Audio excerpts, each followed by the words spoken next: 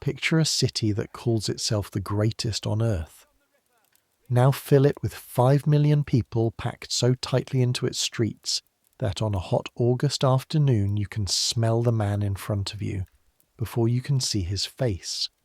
Add coal smoke so thick it turns noon into a kind of grey dusk.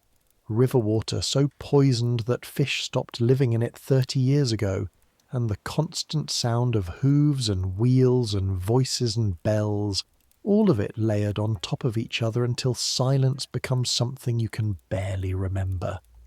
That's London in 1889, the capital of an empire that covers a quarter of the surface of the earth. A city of magnificent churches and absolute squalor, of gaslit theatres and unlicensed gin shops, of department stores selling French silk and back streets where children sleep in doorways because there is nowhere else. A place where you can read about the moral superiority of the English race in the morning papers, and then walk past a dead horse that nobody has moved for 3 days on your way to work.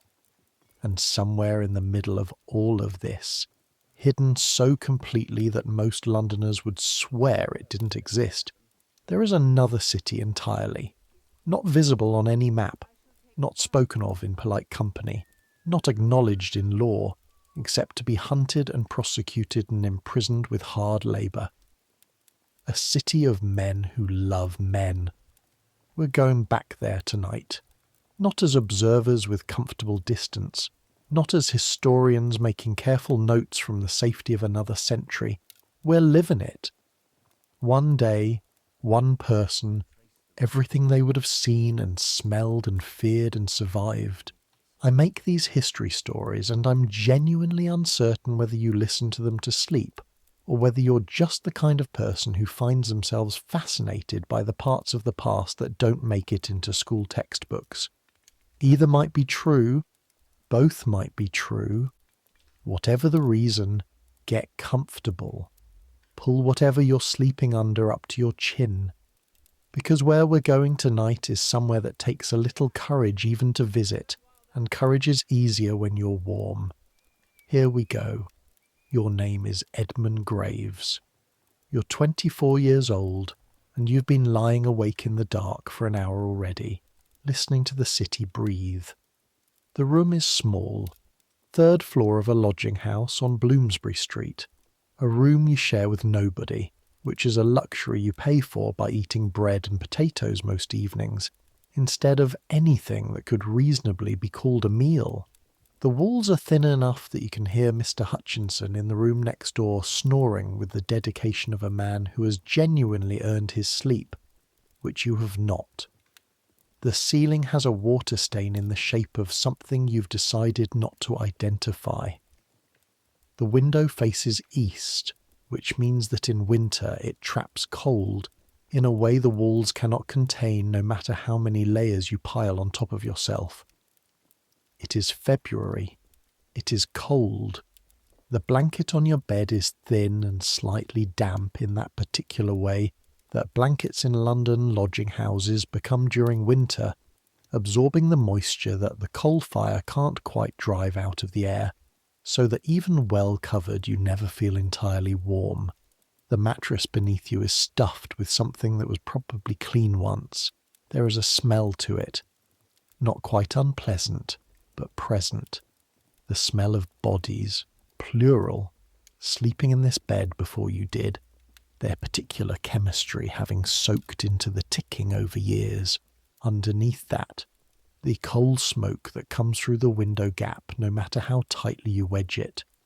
The damp of February fog, and the other smell, always, in this part of London, the smell that rises from the streets no matter the season. That particular combination of horse dung and human waste and the rot of vegetables in the gutters and something chemical and unpleasant coming from the tannery 2 streets over. You've been in London for 2 years. You don't notice the smell anymore. That's either adaptation or defeat, and you're not entirely sure which. The church clock somewhere toward Russell Square strikes 3. You close your eyes, You open them again. The darkness above you is the same darkness it's been for the past hour. There's a letter in the drawer of your writing table. You've read it 5 times since it arrived yesterday afternoon, and each time your hands have felt slightly strange, slightly detached from your body, as if the words on the paper were reaching through the page and doing something to your nervous system that you can't precisely name. The letter is from a man you met 4 months ago at a gathering in Fitzrovia, in a first-floor room above a bookshop, at a party that was described as a literary gathering, and was technically that, and also something else entirely. His name is Richard Ashby. He is 31 years old, a painter, and his handwriting is extremely bad, which you have come to find charming in a way that probably says something about you. The letter is an invitation, not to another literary gathering, to something more specific, more dangerous if you want to be precise about it, and you have found over the past 2 years in London that being precise about danger is the only thing that has kept you out of serious trouble so far. You should sleep. You have to be at Mr. Pembridge's offices by 8 o'clock tomorrow morning. And Mr. Pembridge, who is a solicitor with offices on Chancery Lane and opinions on punctuality that he has expressed to you at some length on multiple occasions, will notice if you arrive looking as if you have not slept. But your mind won't settle.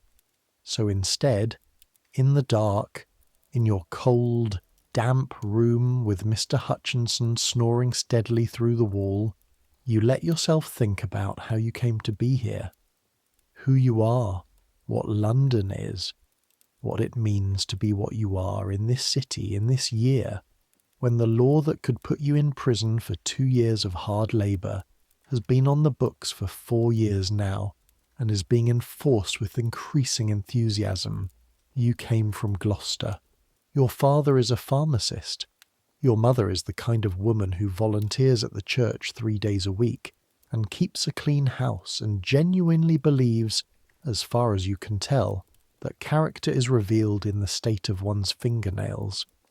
You have a sister, Clara, who is 21 and engaged to a solicitor's clerk in Cheltenham, and a brother, Thomas, who is 15 and still at school, and who you love with the particular tenderness of an older sibling who knows what's coming.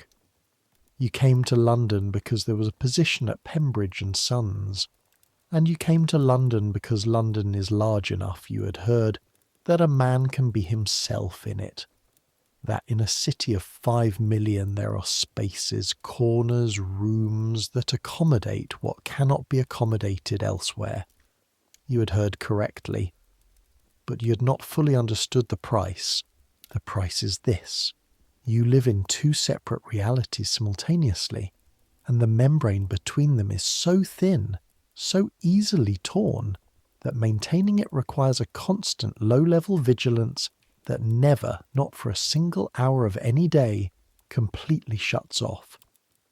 In the first reality, you are Edmund Graves, clerk, 24, Bloomsbury Street. You wear dark suits appropriate to your position. You answer correspondence in neat copperplate. You are polite to Mrs. Finch, your landlady, who has 7 rules about the use of the communal kitchen, and has written them on a card that she has nailed above the stove. You attend church on Sundays with sufficient regularity that nobody feels compelled to remark on it. You have expressed a vague interest in perhaps meeting some suitable young woman in due course, when your position is somewhat more established. You are, in every observable particular, an ordinary young man of the clerk class, working hard and living modestly and giving no one any cause for concern.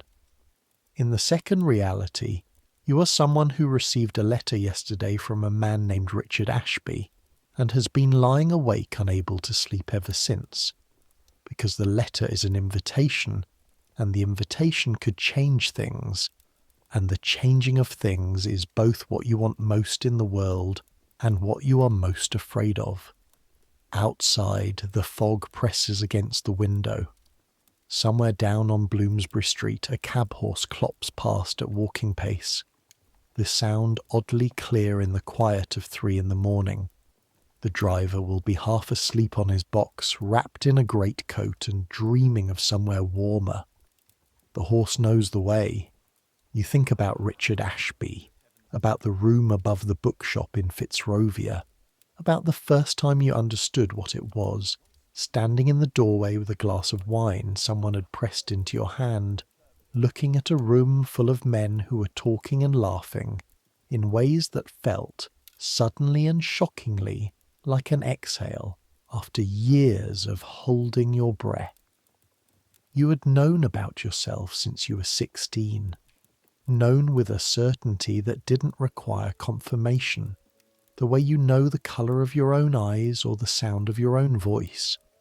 You had spent the years between 16 and 22 constructing carefully and consciously a version of yourself that occupied only the first reality, working very hard, being very ordinary, smiling at girls at church socials and dancing adequately and feeling behind the smile a kind of walled-off emptiness that you had decided you could live with. Then you came to London, and London, as promised, had spaces in it. You think about these things until the church clock strikes 4, and then, because you have to be at Pembridge and Sons in 4 hours and Mr. Pembridge has feelings about punctuality, you close your eyes with the determination of someone trying to force a mechanical process, and eventually the thoughts slow their circling, and you sleep. The morning is grey. It's always grey in February.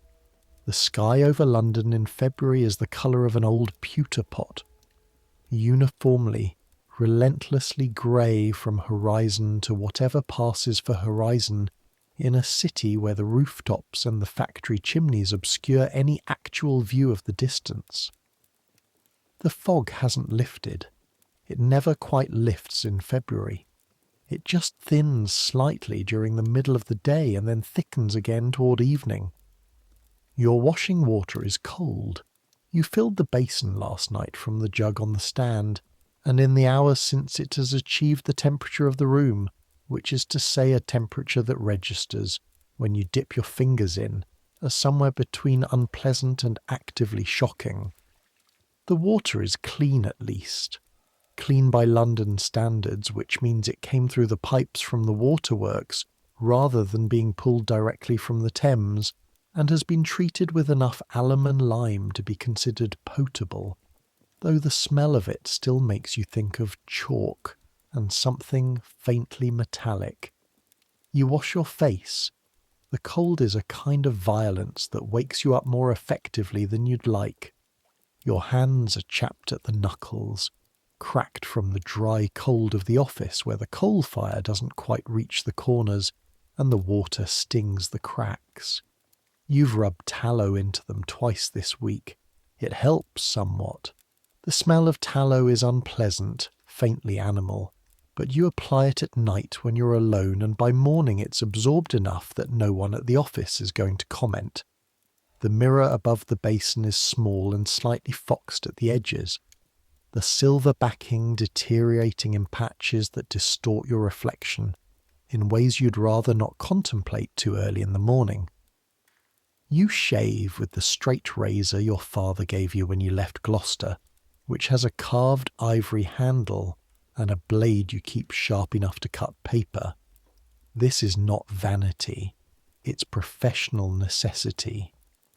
Mr. Pembridge's offices receive clients who arrive in carriages, and the clerks are part of the impression. Your face in the morning mirror looks tired. That's fine. It can look tired. What it cannot do is betray anything else. This is the first act of the day. The face. Composing it into something appropriate, something regular. Not difficult after 2 years of practice. More like breathing at this point. Something you do without particularly having to think about it. You dress in layers because the coal fire doesn't run until 8, and the morning is brutal. A wool singlet first, slightly rough against your skin but warm.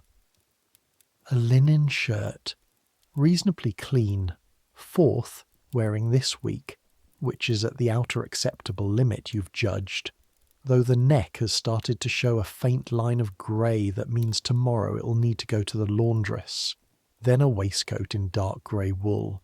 Then your coat, which is black, proper for an office, slightly shiny at the elbows in a way you hope the current light conditions will conceal. The coat needs replacing. You've been aware of this for 6 months.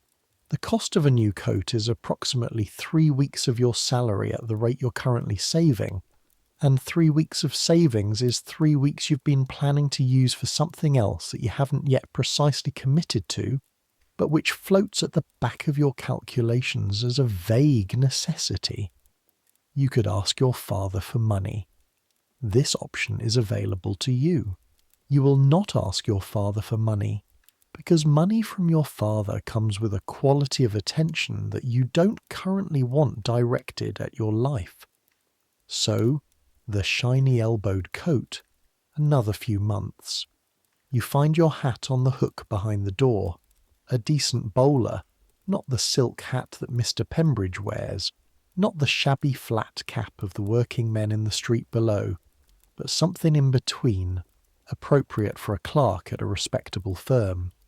You settle it on your head and look at yourself one more time in the foxed mirror and see Edmund Graves, clerk, 24, completely ordinary, good. Downstairs, Mrs. Finch is in the hallway. She's a woman of around 60 with a kind of energy that seems to be generated by grievance, specifically grievances about the behaviour of her tenants vis-à-vis the communal areas, the coal allocation, and the state of the front mat. She's holding a duster and looking at the banister with an expression of focused reproach. "Mr. Graves," she says, which means she wants to say something else. "Good morning, Mrs. Finch." The back window on the second-floor landing has been left open. Again. The cold getting into the hall. Again. "I'll keep an eye out," you say, which is what you always say, because Mr. Hutchinson is the one who leaves the window open, and he is 63 and recently widowed, and you feel, on balance, that informing on him to Mrs. Finch would be the wrong thing to do.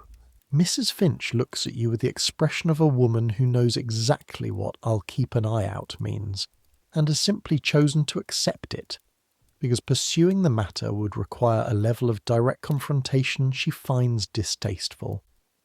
"Breakfast is in the parlour until 8, she says instead. You eat standing in the kitchen because the parlour is occupied by Mr. Hutchinson, who takes his breakfast sitting down and reading yesterday's Evening Standard with the thoroughness of a man who is nowhere he urgently needs to be. Bread with a thin scraping of butter, which is included in your rent. A cup of tea that is strong and very hot, which is what you want most in February. The bread is stale. Day-old bread is what Mrs. Finch serves, which is technically bread, and you eat it without complaint because complaining would not make it fresher. The kitchen smells of coal smoke and yesterday's boiled vegetables and the specific smell of the copper that Mrs. Finch uses for the laundry on Mondays, which has soaked into the walls over years and become permanent. It is not an attractive smell. You've stopped noticing it. You finish your tea, set the cup in the sink, put your hat back on, out into the street. February in London at 7:15 in the morning is a particular kind of cold that city people know, and that you have come to understand in the 2 years since you left the milder damp of Gloucester. It is not the clean cold of the countryside, which has room to move in, and which smells of something other than itself. It is a heavy cold, the cold of millions of coal fires burning simultaneously, trapped under the fog, pressing down on everything. When you breathe, you feel it in your chest, not painful exactly, but present. A weight. The street is already busy. The working day starts early in London for most people, much earlier than for clerks. The women coming off night shift from the match factory 2 streets over, their faces pale and their eyes already tired. The costermonger with his vegetable cart setting up on the corner, the wheels of the cart clattering over the cobblestones. A boy distributing newspapers, running, his footsteps slapping the wet pavement. 2 women in aprons beating a rug on the steps of a house across the road, the sound of it carrying through the cold air with a regularity that is almost musical. The smell of the street in the morning is particular. Horse dung always, because there are 50,000 horses in London, and they produce waste in quantities that the crossing sweepers work all day to manage and never quite get ahead of. The smell of coal smoke from every chimney. The smell of something warm and bread-like from the baker on the corner who's been up since 3. And underneath all of it, persistent, impossible to entirely ignore if you've been away from London long enough to notice it on your return. The smell of the Thames, even this far north, even in February when the lower temperature suppresses it somewhat. Something organic and dark and very old. You walk south, toward Holborn, toward Chancery Lane. The route takes you 15 minutes. You know every step of it. You know which stretch of pavement outside the printing house has a loose cobblestone that catches unwary feet. You know which corner is occupied in summer by a blind man with a dog who sings hymns, and which street has the bakery where the woman at the counter always shortchanges you by a halfpenny if you're not paying attention, and which pub you pass on your walk home sometimes, when you need the particular company of strangers in a warm room. You also know, without ever having counted it, exactly how many men you pass each morning who you think might be like you. This is a thing you've learned without intending to. A kind of perception that developed gradually over the first several months in London, sharpening itself on the city's density, becoming more precise as you move through more different parts of it. It is not a reliable perception. It is not, you remind yourself regularly, something you can actually trust. The man with the certain way of holding his hat, the clerk who smiled at you slightly longer than strictly necessary outside the Holborn Viaduct, these might mean anything or nothing. The danger of reading too much into small signals is not abstract. It is very specific, and it carries legal consequences. 4 years ago, in 1885, Parliament passed the Criminal Law Amendment Act, Section 11, which you know by number the way a sailor knows the reefs near a dangerous coast. Any act of gross indecency between male persons in public or private. 2 years of hard labour. Before 1885, the law required specific acts to be proven, which made prosecution difficult. After 1885, the law was broader, more flexible, more useful, if you were a policeman looking for someone to prosecute, or a blackmailer looking for someone to threaten. You know the number. You think about the number. On certain days, walking through London, you are aware of the number with the same low-grade constancy with which you are aware of the cold. Chancery Lane. The offices of Pembridge and Sons. The door is made of oak with a brass plate beside it that says Pembridge and Sons, Solicitors, in letters that are polished every morning by the junior clerk, which is not you. You're not the most junior clerk, a distinction that has taken 2 years of careful work to achieve. The brass plate is polished because clients who come to Pembridge and Sons tend to look at brass plates, and what they see in the brass plate tells them something about whether their money is safe.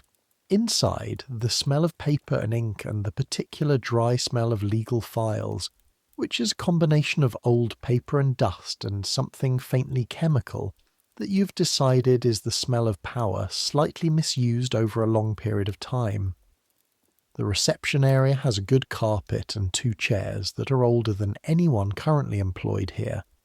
A clock on the wall that loses 4 minutes per day and is never corrected because it has been losing 4 minutes per day since before Mr. Pembridge joined the firm as a junior himself. Graves, Mr. Pembridge's voice from the inner office. Good morning, sir. The Whitfield correspondence. Where is it? You find the Whitfield correspondence where you put it yesterday afternoon, filed correctly in its folder in the cabinet beside the window, which is where it should be, which Mr. Pembridge knows, because Mr. Pembridge is not actually asking where the Whitfield correspondence is. He is establishing, as he does every morning with whatever happens to be at hand, that you are present, attending, and aware that he is aware of your presence. It's a ritual. You've stopped finding it irritating. Here, sir. He takes it without looking up. He is 61, Mr. Pembridge, a man who has succeeded at what he does by virtue of extreme attention to detail and a complete absence of any inclination toward risk. He would not have given you the position if someone in his social network had not spoken well of your father, and you are aware of this and adjust your behaviour accordingly. You're useful to him. You're reliable. You're inconspicuous. You sit down at your desk and pick up the correspondence that arrived this morning. This is the day. Chancery Lane, legal documents, property conveyances, estate matters, the occasional criminal case that comes through a connection.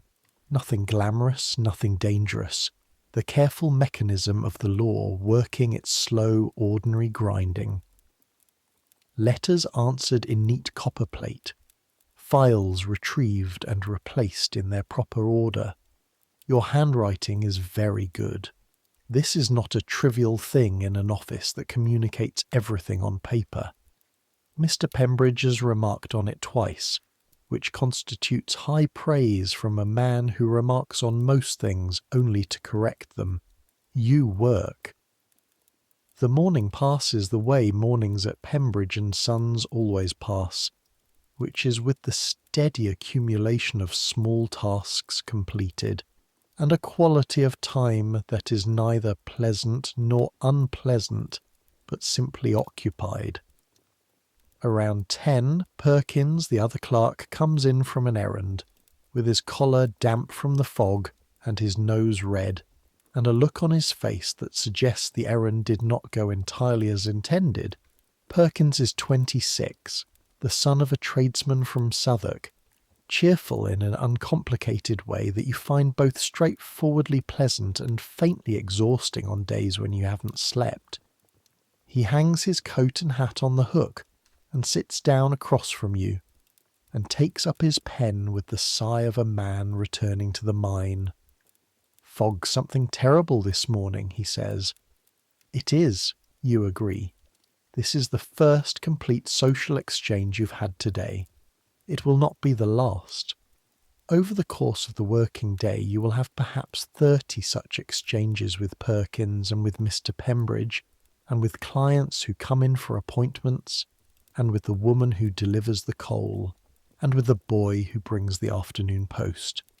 You will be pleasant in all of these exchanges. You will be present, attentive, appropriately interested. You are good at this.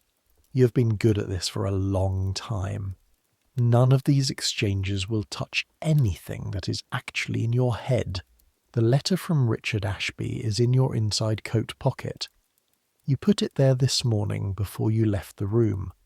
Not because you plan to read it at work. You won't read it at work. That would be catastrophic. But because leaving it in the drawer felt somehow wrong, as if the drawer might disclose its contents to the room while you were absent. You know this is irrational. You know Mrs. Finch does not go through her tenant's drawers. You put the letter in your pocket anyway. Lunch is a bread roll from the bakery on the corner eaten at your desk, because a lunch that costs 6p is a lunch that keeps 6p in your pocket. The bread roll is fresh, at least. You eat it with a piece of cheese from your coat pocket wrapped in paper. The cheese is from the shop on Museum Street that charges slightly less than it should for the quality it provides, which is the kind of discovery you make when you are young and modestly paid and have to make these calculations seriously. The afternoon.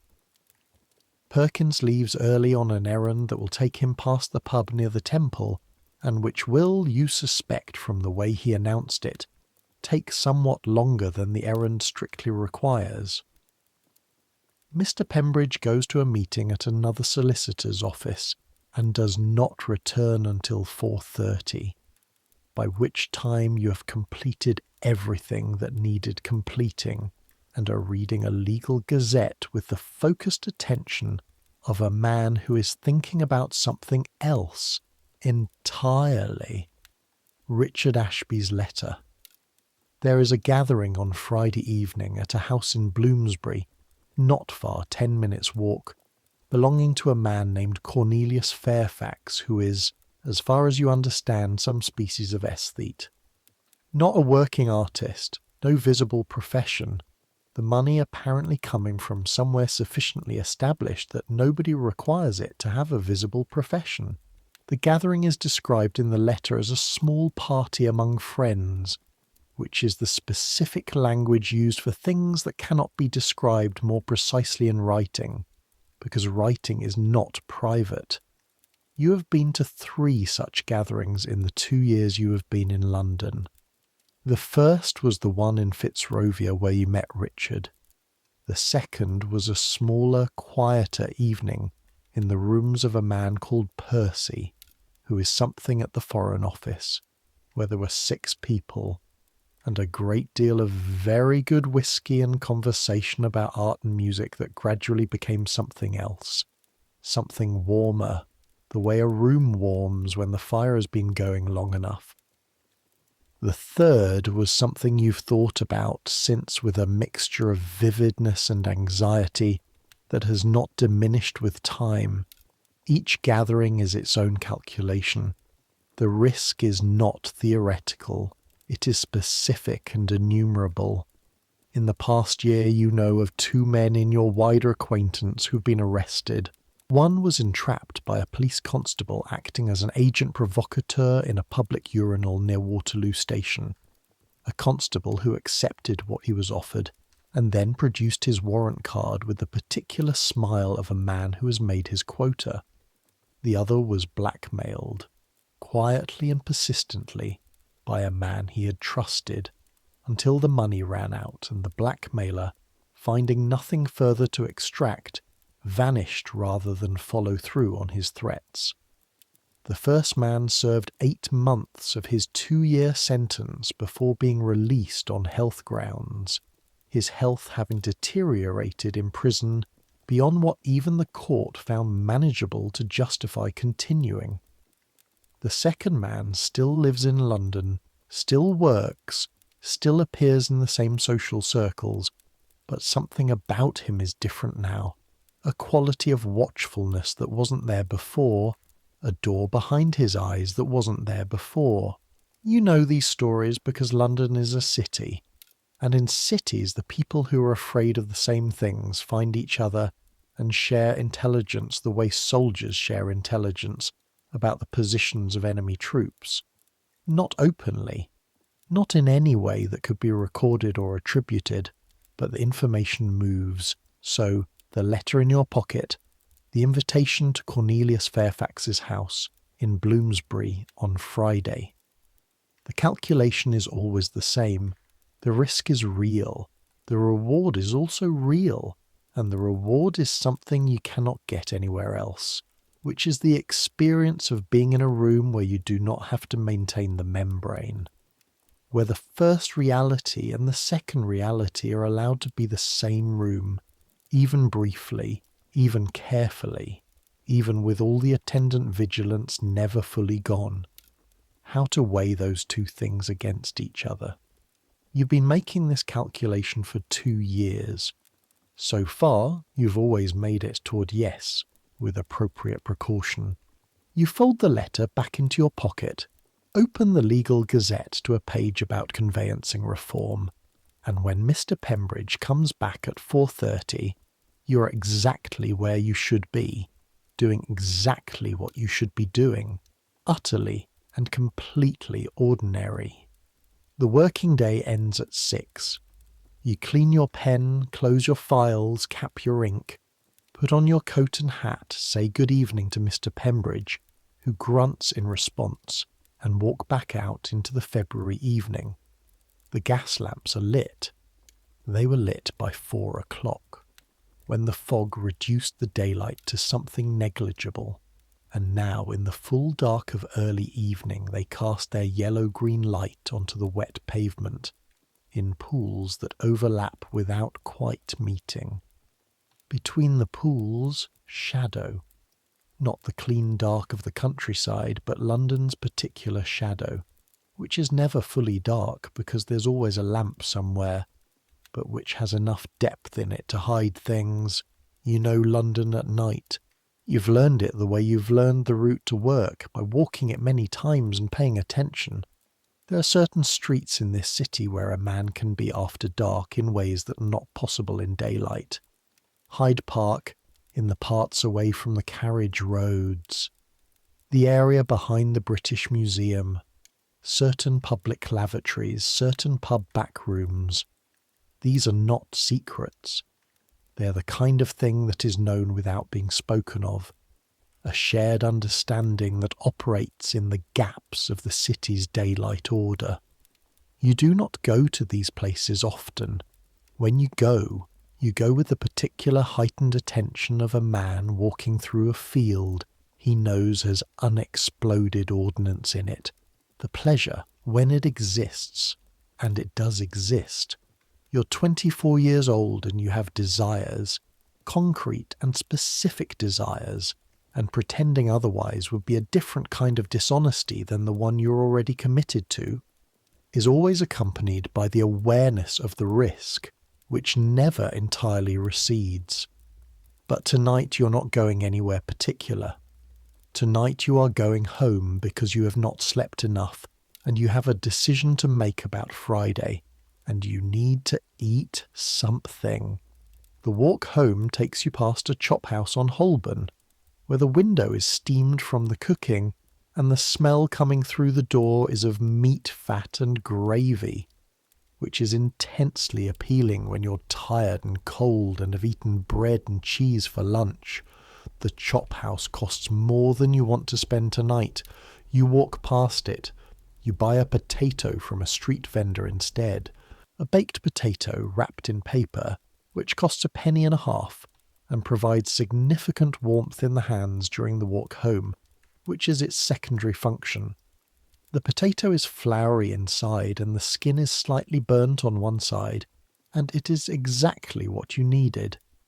You eat it walking, slightly awkwardly because it's hot enough to require care, and by the time you reach Bloomsbury Street your hands are warm and your stomach is somewhat less empty than it was. Mrs. Finch is not in the hall. Upstairs. Your room. You take off your coat and hang it carefully on the hook. Take off your hat.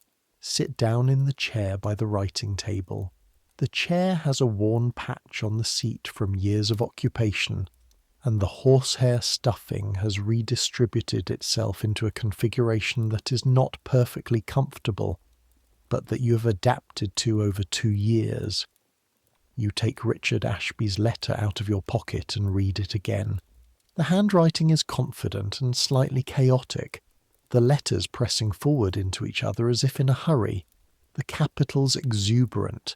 He writes the way he talks, you remember, a quality of abundance, of generosity, of enthusiasm that is entirely unperformed, and therefore startling in a world where most of what you encounter is, at some level, performance.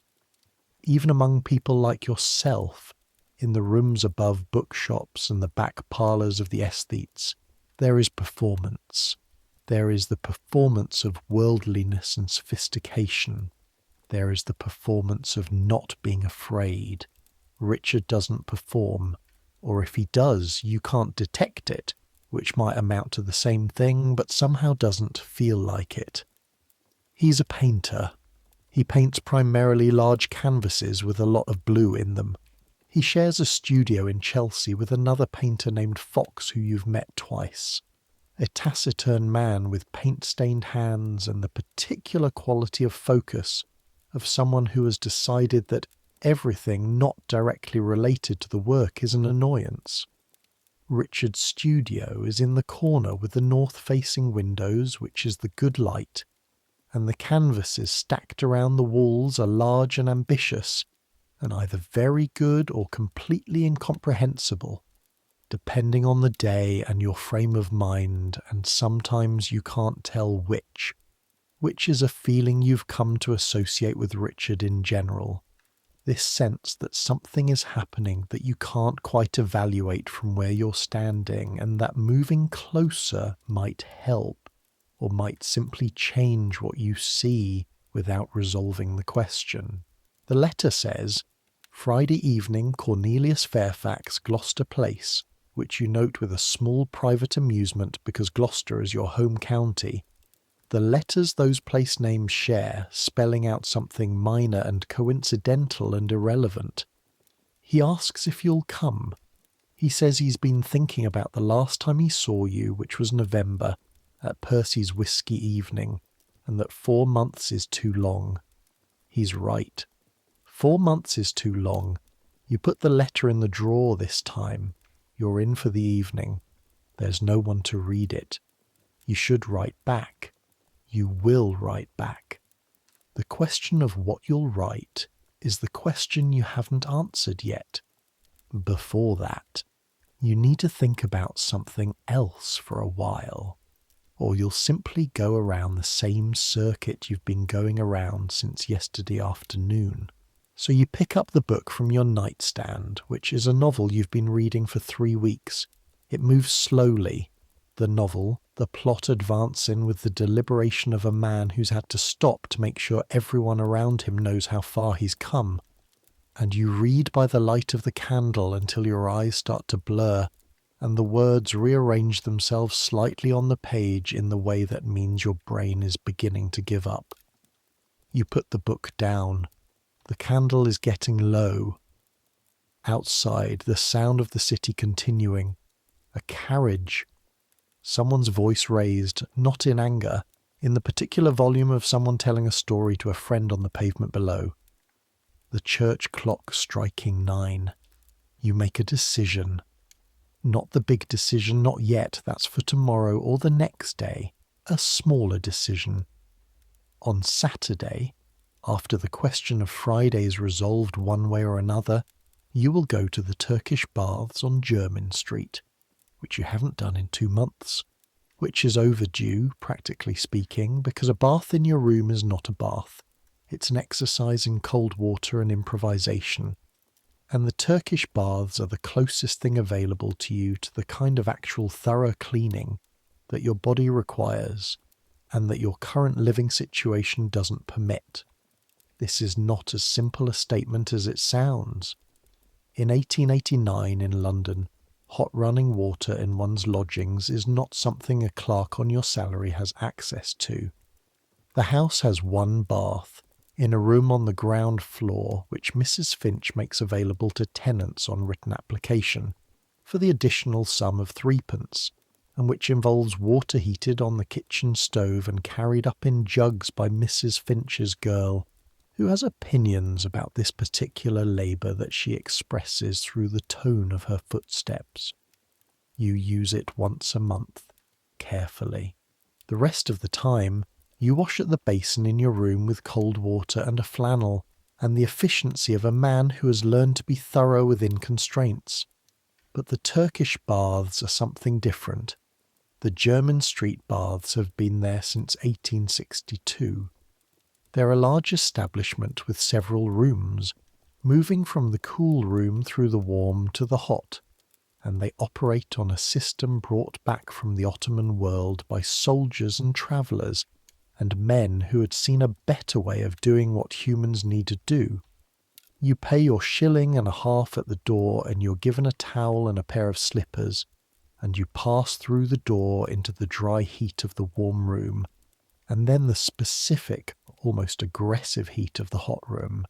And what happens to your body over the course of the next 2 hours is the closest thing available in London to what it actually feels like to be entirely clean.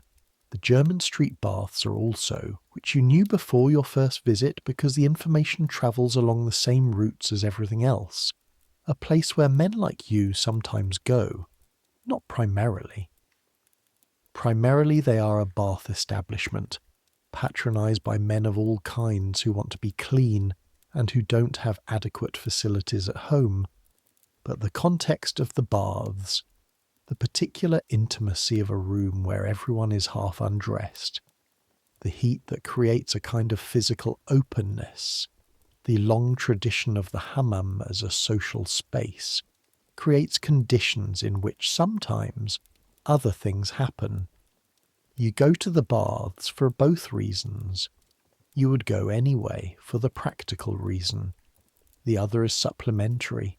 The calculation is different there than it is in the parks or the public lavatories, because the baths are a legitimate establishment with a paid entrance and no constables lurking in corners, and the things that happen within them are conducted with a discretion that the place itself enforces. But Saturday is Saturday.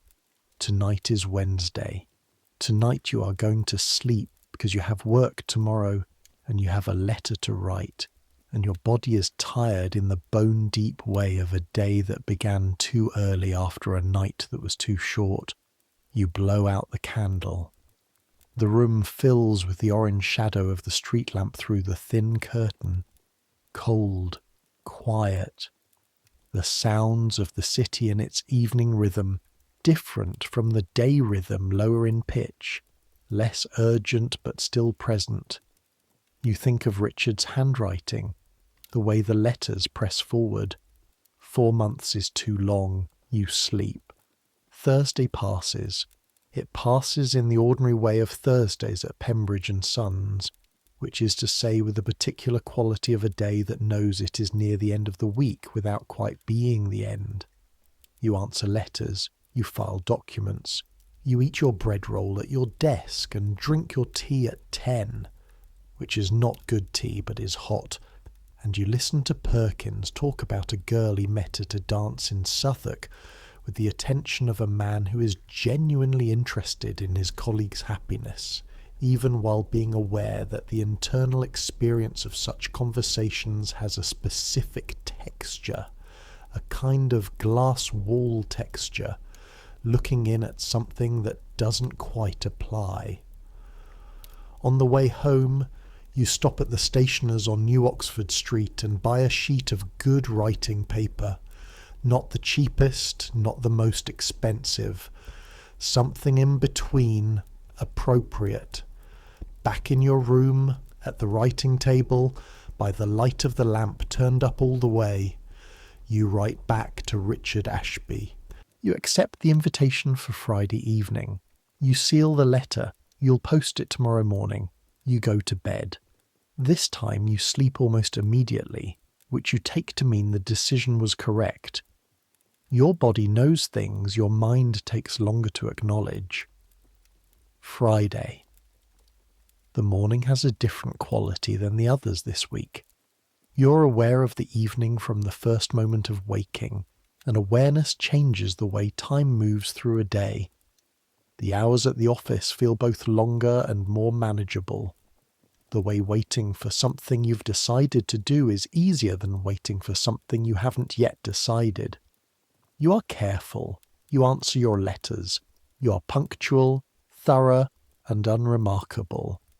Mr. Pembridge says, near the end of the afternoon, that the Whitfield matter is coming along satisfactorily, which in his lexicon means it's going extremely well. You accept this with appropriate modesty. You leave at 6. You go home. You wash more carefully than usual at the basin in your room. The water cold, but the process deliberate. You take a clean shirt from the drawer. You have 3, which you rotate on a schedule that balances cleanliness against laundry costs, and dress with care. Not so well dressed as to look like you're attending something formal. Not so casually dressed as to seem like you don't care. The particular middle distance of a man going to a party that cannot be described as what it is.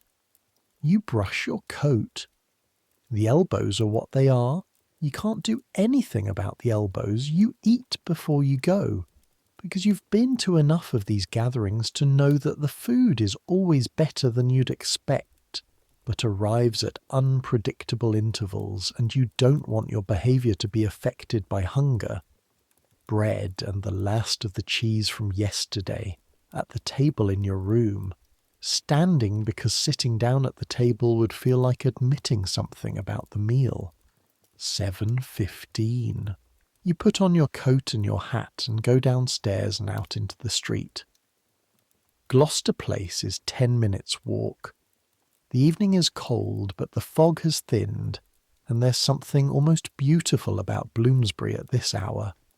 The lit windows in the terraces, the glow of the street lamps, the sound of a piano somewhere in the middle distance, a drawing-room, scales being practised, the same passage repeated with the patient determination of someone who has promised themselves they'll get it right.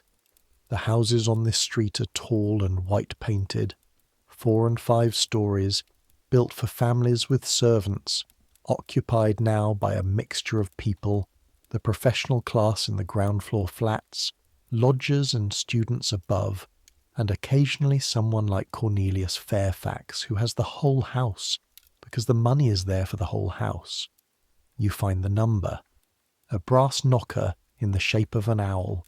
You use it. The man who opens the door is not Cornelius Fairfax. He is a young man in his early 20s, with a long neck and an expression of pleasant amusement, wearing a velvet waistcoat in a shade of dark green that catches the light interestingly. He introduces himself as Adrian and steps back to let you in. The hallway, warm, immediately and noticeably warm, which is the first gift the house offers you after the cold of the street. Someone has kept the fires going, the smell of wood smoke and something floral, a bowl of hyacinths on the hall table, their scent strong and slightly sweet in the warmth. Beyond that, the sound of voices, half a dozen at least, coming from a room at the back. Mr. Fairfax is in the drawing-room, Adrian says. There's wine. There is indeed wine. A table against one wall of the drawing-room holds bottles and glasses, and a man with the ease of someone entirely comfortable in his own home is standing near it pouring for a pair of men who are having an animated conversation about something involving a German painter whose name you don't catch. This is Cornelius Fairfax, perhaps 40, with a large, comfortable face and brown eyes that have an expression in them of genuine and uncalculated pleasure at the people around him, which you've rarely seen in a man of his class and which immediately makes you feel slightly easier. "Welcome," he says, turning to you with the warmth of someone who's been anticipating your arrival specifically, which may or may not be accurate but is entirely convincing. "Wine? Thank you. The wine is good. This is not a small thing. You drink wine when it's available, but the wine available to you on your usual budget tends toward an optimistic interpretation of what wine can mean. This is French, and it's good, and it costs more than you want to think about." You look around the room. About 14 people, men mostly, though there are 2 women talking in the corner near the bookcase, and another woman sitting by the fire with a sketch pad open on her knee, drawing something with the focused inattentiveness of someone who is simultaneously engaged with both the room and the page. The men are of various ages, various types. A young man with paint still visible at his wrist, despite what seems like an effort to clean it. 2 men in their 30s in good suits, who have the look of professional men who have shed the professional manner with their overcoats. An older man with white side whiskers and the detached expression of someone observing a collection. A very handsome man with dark hair who is talking to the woman with the sketch pad and occasionally glancing across the room with a sideways attention that you recognise because you do it too. And then, across the room, near the window, Richard Ashby. He is talking to someone you don't know, his hands doing the thing they do when he talks, which is move with a quality of illustration, as if his ideas need physical accompaniment to be properly conveyed. He's wearing a dark blue coat that you remember from the autumn, and his hair is in its usual state, which is to say, insufficiently controlled. He hasn't seen you yet. You watch him for a moment. You feel the thing you feel when you see him, which is difficult to describe without using language that you find insufficient to the reality. A kind of expansion, something loosening in your chest that had been held without your noticing it, the way a muscle unknots when you didn't know it was knotted. Then he looks across the room and sees you. His face changes, just briefly, just slightly, but you're watching for it and you see it. Genuine pleasure, the kind that arrives before the person has decided whether to show it, coming across his face like light through a window. He says something to the person he's talking to and crosses the room. Edmund. He extends his hand, which you take. His handshake is warm and slightly too long. Richard. 4 months, he says. Your fault, you say. You could have written earlier. I did. I wrote last week. Then 4 months and 1 week. He laughs. The laugh is genuine and uncautious, the kind that arrives before the social machinery can intervene, which is something about him you've been thinking about for 4 months. Come, he says. I want to show you something. He leads you to the bookcase, not because there's anything significant about the bookcase, but because it provides a slightly removed position from the main cluster of people, a foot or two of privacy in a room where privacy is a matter of degree. You stand with your backs to the shelves and look at the room. You look well, he says. I look tired. I haven't been sleeping. Why not? You give him a sideways look that means obvious reasons. He understands it and nods. Are you being careful? He asks. Always. I worry, he says without elaborating. But you understand the sentence anyway. You worry about all of this. The membrane, the calculation, the specific arithmetic of the risk. I know, you say. I know you do. There is a moment that is not quite comfortable and not quite uncomfortable. A moment where the conversation sits with the weight of what can't be said in it, even in this room, even among these people, because even here the habits of discretion don't simply switch off. They've been built too carefully. Then Cornelius Fairfax appears at your elbow with a plate of things, small savouries, mushrooms on toast, some kind of herb cheese on crackers, and the moment disperses into the ordinary social business of eating and talking. The evening moves the way these evenings move, conversation that ranges freely, the particular freedom of a room where the usual social constraints are relaxed without being eliminated. Someone plays the piano, the very good handsome man who turns out to play extremely well. Bach! And then something by someone you don't recognise that's modern and slightly searching. The woman with the sketch pad is still drawing. You catch a glimpse of what she's working on, which is a study of 2 men in conversation, caught with an economy of line that makes something about the way they're positioned visible that wouldn't be visible if you were looking at them directly. You talk to people you haven't met. A solicitor from Lincoln's Inn who knows about Pembridge and Sons has in fact had dealings with Mr. Pembridge. which creates for a moment a small, uncomfortable overlap of your two realities before you find the angle at which it resolves itself.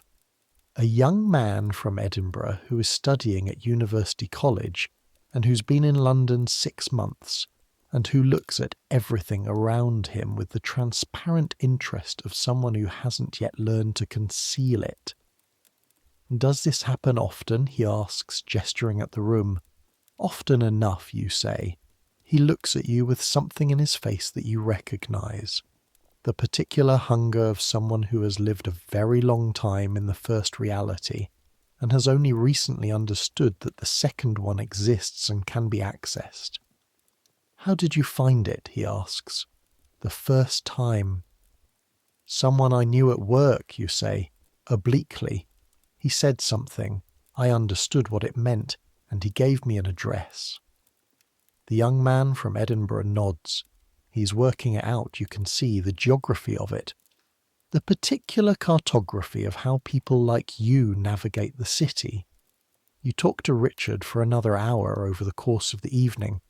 Not continuously, because that would be too visible, but in the particular way of two people in the same room who are aware of each other, while also being engaged with everything else. Brief stops when your routes through the room converge.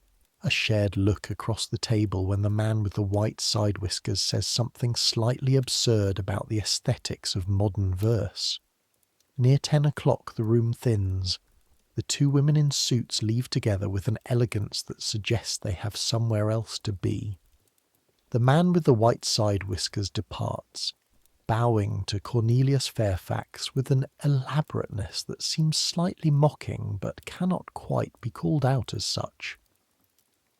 The young man from Edinburgh leaves with a paint-stained man, who has been talking to him in an undertone for 20 minutes.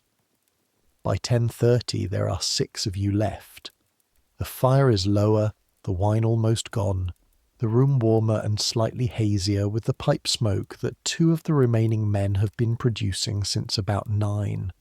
Cornelius Fairfax brings out a decanter of brandy and pours small glasses for everyone. This is the moment in these evenings when something either continues or ends, when the social hour gives way to something more particular, or when people put on their coats and go home. You've been here before, at this moment. You look at Richard. He's looking at you. The brandy is very good. You stay. Later, much later. After midnight, the house quiet, the fire burned to embers. You're in a small sitting room on the 2nd floor. You're sitting next to Richard Ashby on a settee that is slightly too small for 2 grown men, which means your shoulders are touching, which means you can feel when he breathes. Cornelius Fairfax left you here with 2 candles burning in the decanter and closed the door behind him with a discretion so practiced it was nearly invisible. This is the other reality. The one that exists in certain rooms, at certain hours, in a city large enough to accommodate it alongside everything else. Nothing elaborate, nothing dangerous in the immediate physical sense. Shoulders touching, his hand near yours on the settee cushion. The particular feeling of being in a room where the membrane doesn't have to be maintained, even if the caution never entirely disappears. It doesn't. It can't, you've learned that. But where it can be reduced to a background awareness, rather than the foreground of every moment. He says, "I've been thinking about you." You say, "I know. You mentioned." He says, "I meant more than 4 months. I meant generally. I think about you generally." You're quiet for a moment. The candles on the mantelpiece throw moving shadows. Somewhere outside a cab passes on the street below, its wheels on the wet cobblestones making a sound like something tearing slowly. "That's a complicated thing to say," you tell him. "I know," he agrees. You understand what he means. What he means is complicated because everything about this situation is complicated. You're not naive about what complications mean in 1889.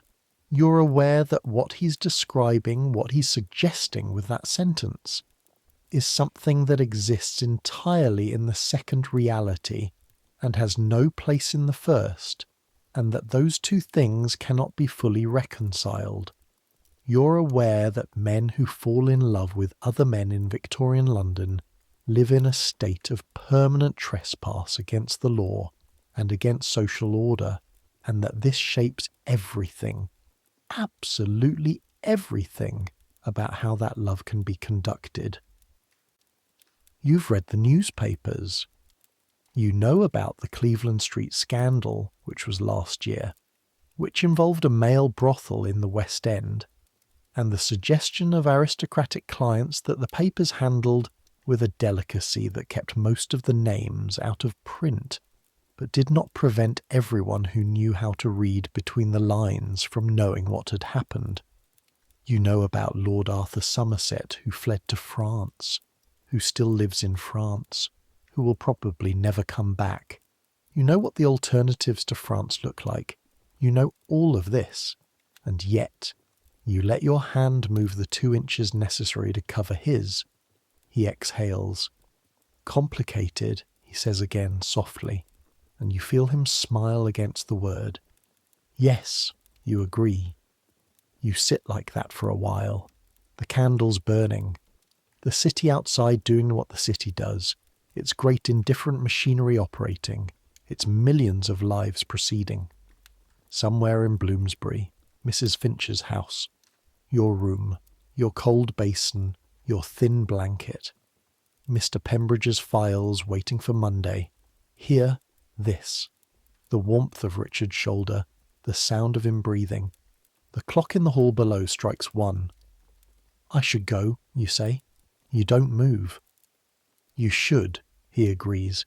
He doesn't move either. Another minute passes. You stand up. You find your coat, which is over the chair by the door. You put it on. Richard stands too, and for a moment you're very close to each other in the small room, the candles almost at their end, the shadows very large. Saturday, he says.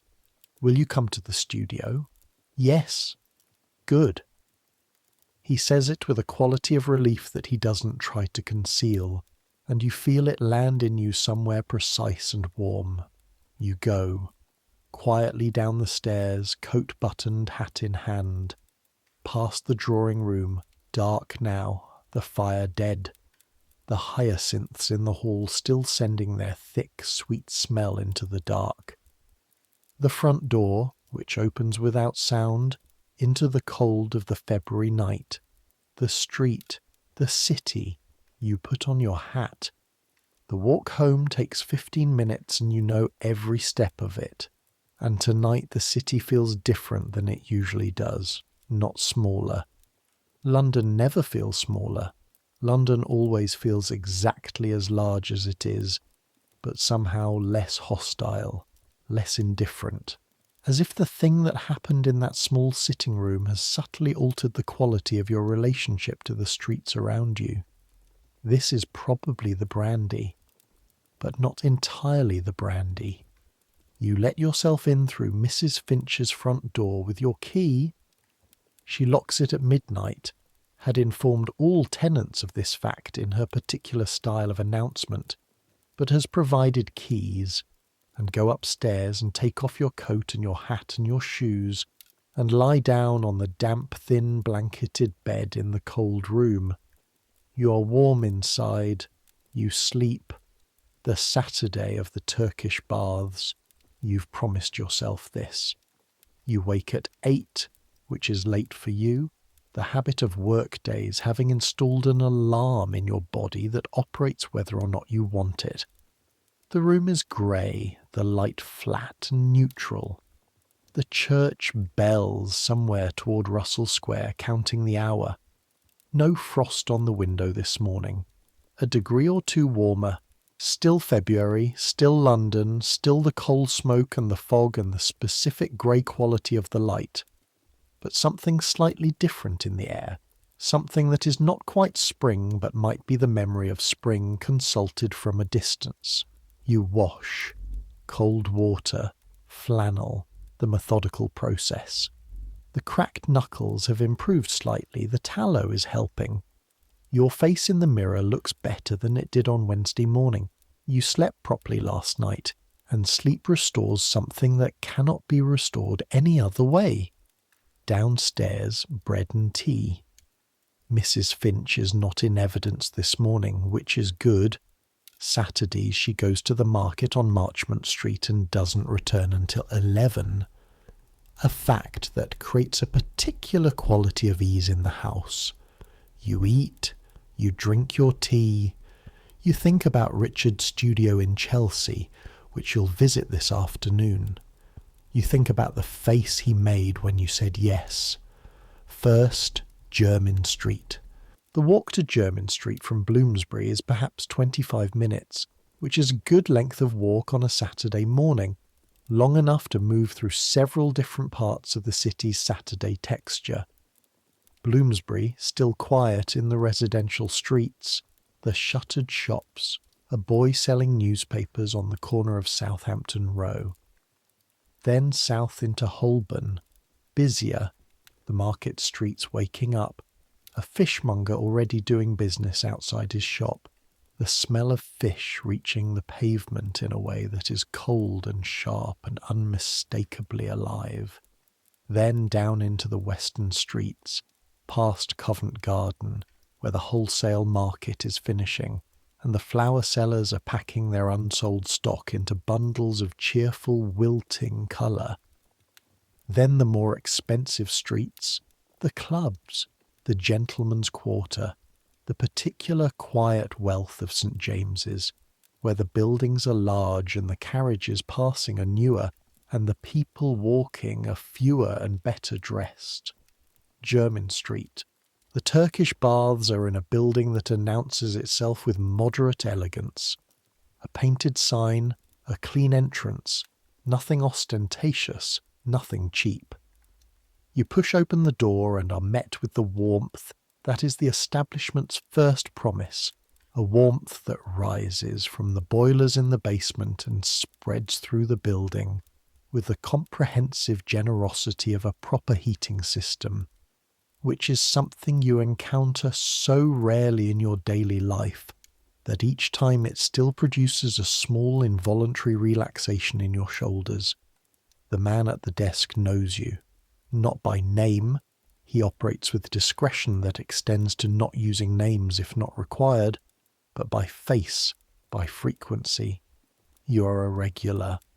A regular means you know the routine, which means no explanation needed, just the exchange of your shilling and sixpence for a towel and a pair of slippers and a numbered hook for your coat and hat. The changing room first.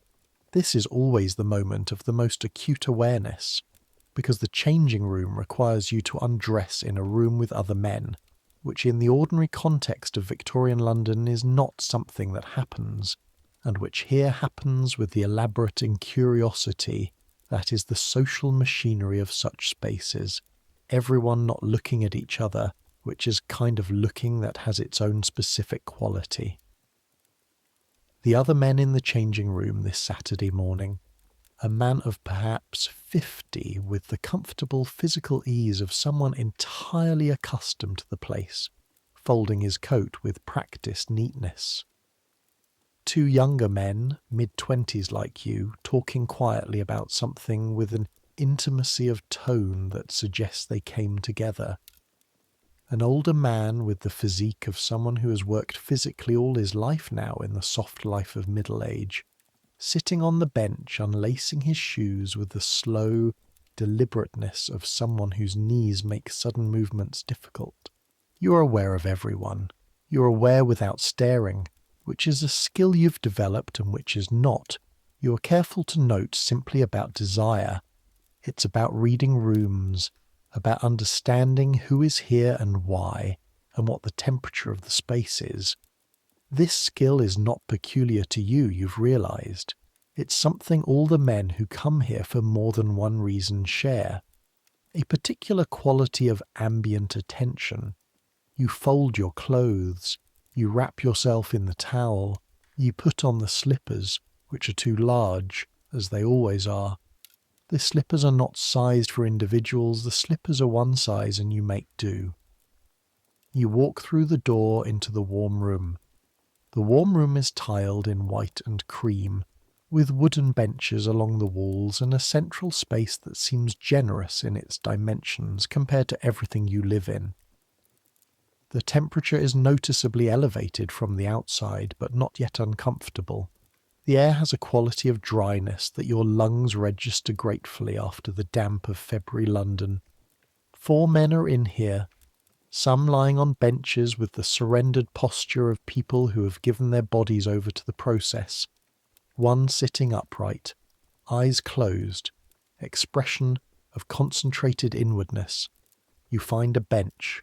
You lie down. This is the first gift. The warmth, moving into your body with a gradual inevitability, finding the places that have been holding cold for weeks and releasing them one by one, like a series of small surrenders. Your shoulders, the back of your neck, the spot between your shoulder blades that always carries tension without your quite noticing until something removes it. You breathe. The ceiling of the warm room is vaulted and tiled, and the light comes from high windows that in winter show a section of grey sky, but in summer, apparently, you've never been here in summer, are full of light.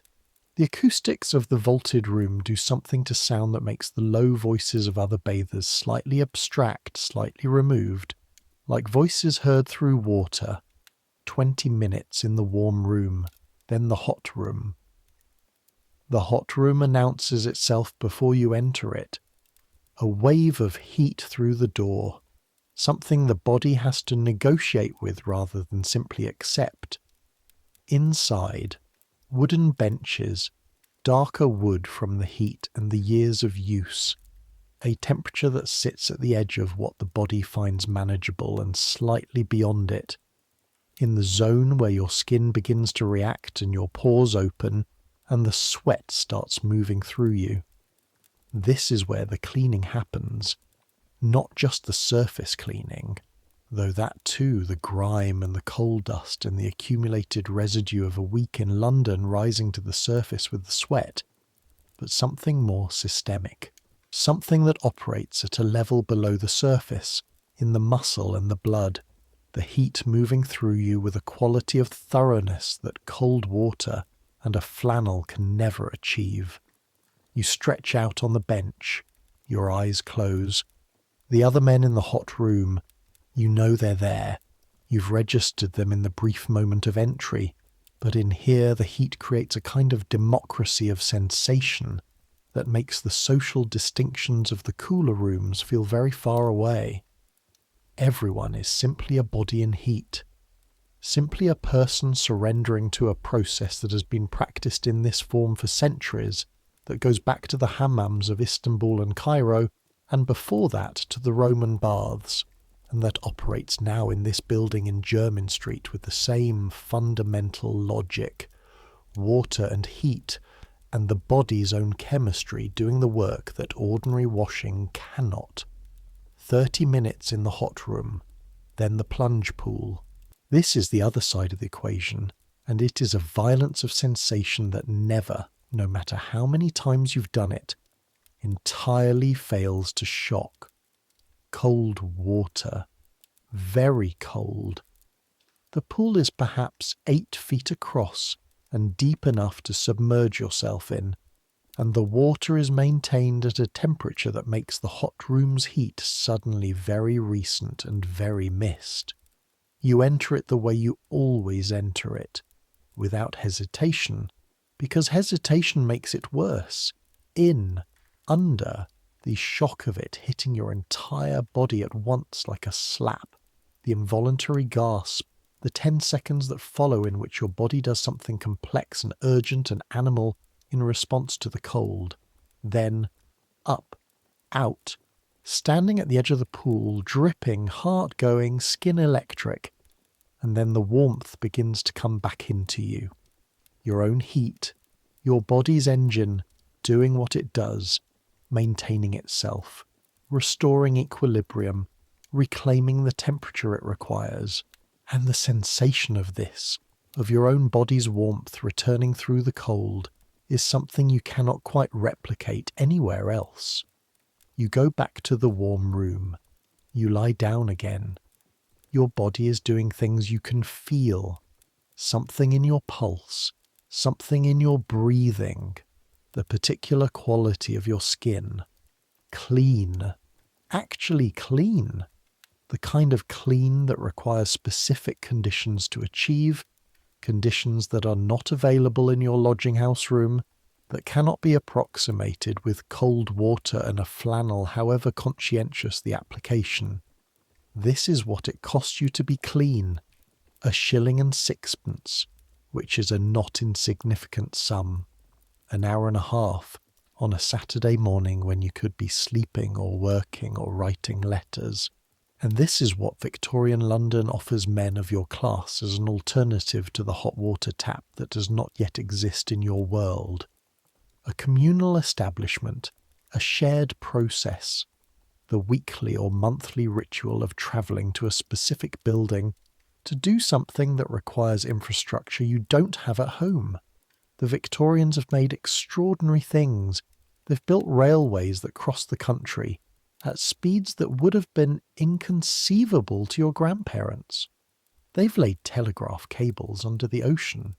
They've built the sewage system under London, Bazalgette's great work, the intercepting sewers that run east to west along the river and north and south along the city's veins, carrying away what the city produces in quantities too enormous to contemplate, delivering it to sewage works at Beckton and Crossness, where it is treated and the river is somewhat spared. This system has been operating since the 1860s. It has saved many thousands of lives. Cholera, which killed tens of thousands of Londoners in the epidemics of 1832 and 1848 and 1854, has not returned to London since the sewers were completed. But hot water at home, for men of the clerk class, that requires a different kind of infrastructure that has not yet arrived.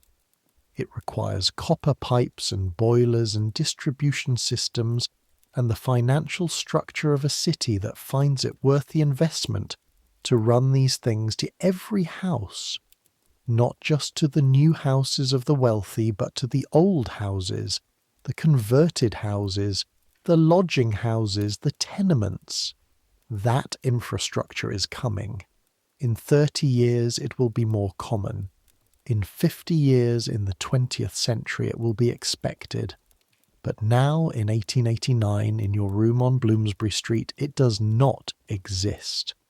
So, Jermyn Street, once or twice a month, the plunge pool, the towel, the 1.06. You lie on the bench in the warm room, clean, warm, not thinking about anything pressing, and let half an hour pass with the slow quality of time in a place that has removed most of the usual texture. Afterward, the changing room, dressing again, the transition back to the first reality, the coat and hat and the 1.06 well spent. You step out into Jermyn Street, into the Saturday bustle of the gentleman's quarter, and you're clean and somewhat restored. And you have an afternoon ahead of you with a specific destination. Chelsea. Richard's studio. The walk to Chelsea is longer. You take an omnibus part of the way, which costs another penny but saves 20 minutes, and the toll on your feet, which are still tender from the cold walk of the morning. The omnibus fills at King's Road with a Saturday afternoon mixture of people. The particular Saturday variety of faces and purposes, families going into town for shopping, young men in groups, a woman of the domestic servant class with a day off visible in the slight lightness of her manner, 2 businessmen discussing something in tones low enough that the words are inaudible, but the quality of seriousness is not. You watch the city go by through the omnibus window. London on a Saturday afternoon in February. The streets busy but not frantic. The shops open. The children running in ways they don't on school days. The markets in the side streets packing up their remaining stock. A man with a barrel organ on the corner of a street playing something cheerful into the cold air, while a small dog sits beside him wearing a hat. The dog is wearing a hat. This is just London, Chelsea. You descend at Sloane Square and walk the rest of the way. Chelsea is different from Bloomsbury. Lower buildings, a more varied social mix, the sense of a neighbourhood that has been something for a long time and is now becoming something else. The artists and writers who've been here since the 60s giving it a particular flavour that isn't quite the respectable professional world and isn't quite bohemia, but something in between. The streets near the river have a quality of light on clear days, or so you've been told, that attracts painters the way good light always does. Today is not a clear day. Today is February, and the light is flat and even, which is also, as it happens, a quality that painters find useful for certain kinds of work. Richard's building is a converted house on a side street, 3 stories, the studio on the top floor where the original servants' rooms have been knocked together into a large north-facing space. You ring the bell and wait and hear footsteps on the stairs, and then the door opens and it's Richard, wearing a paint-covered smock over his clothes, his hair slightly chaotic, his eyes immediately warm. "You came," he says, as if he wasn't certain you would. "I said I would. People say things. I don't," you say, which is true. He stands back to let you in. The stairs are narrow and slightly dark, the building's age showing in the creak of the treads, and the smell of old wood and plaster. On the first floor landing, the sound of Fox's methodical brushstrokes from behind a closed door. On the second floor, another landing, another closed door, and then the stairs up to the studio. The studio is large, shockingly large compared to every other room you've been in for the past week. The same floor space as your lodging house room and Pembridge's reception area combined at least, with the ceiling rising to the roof above and the north-facing windows taking up most of one wall, letting in the flat February light that falls on the room's contents, with an even-handedness that changes nothing but shows everything. The room smells of linseed oil and turpentine, and beneath that, the particular smell of the house's age, old plaster and wood, and the cold that lives at the top of buildings despite the fire that Richard has going in the corner. It smells intensely like itself, like work. On the walls and leaning against them and stacked in the corners, canvases, large ones, medium ones, one very large one currently facing the wall that you're not sure you're supposed to look at yet. The one on the easel is the one he's currently working on, and you look at it with the combination of interest and uncertainty that his work always produces in you.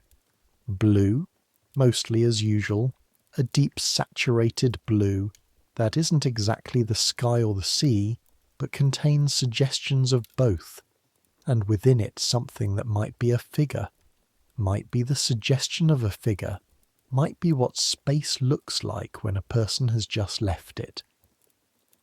"What is it?" you ask. "I'm not telling you," he says pleasantly. "Tell me what you see." This is a game he plays, not a difficult one. He's not testing you.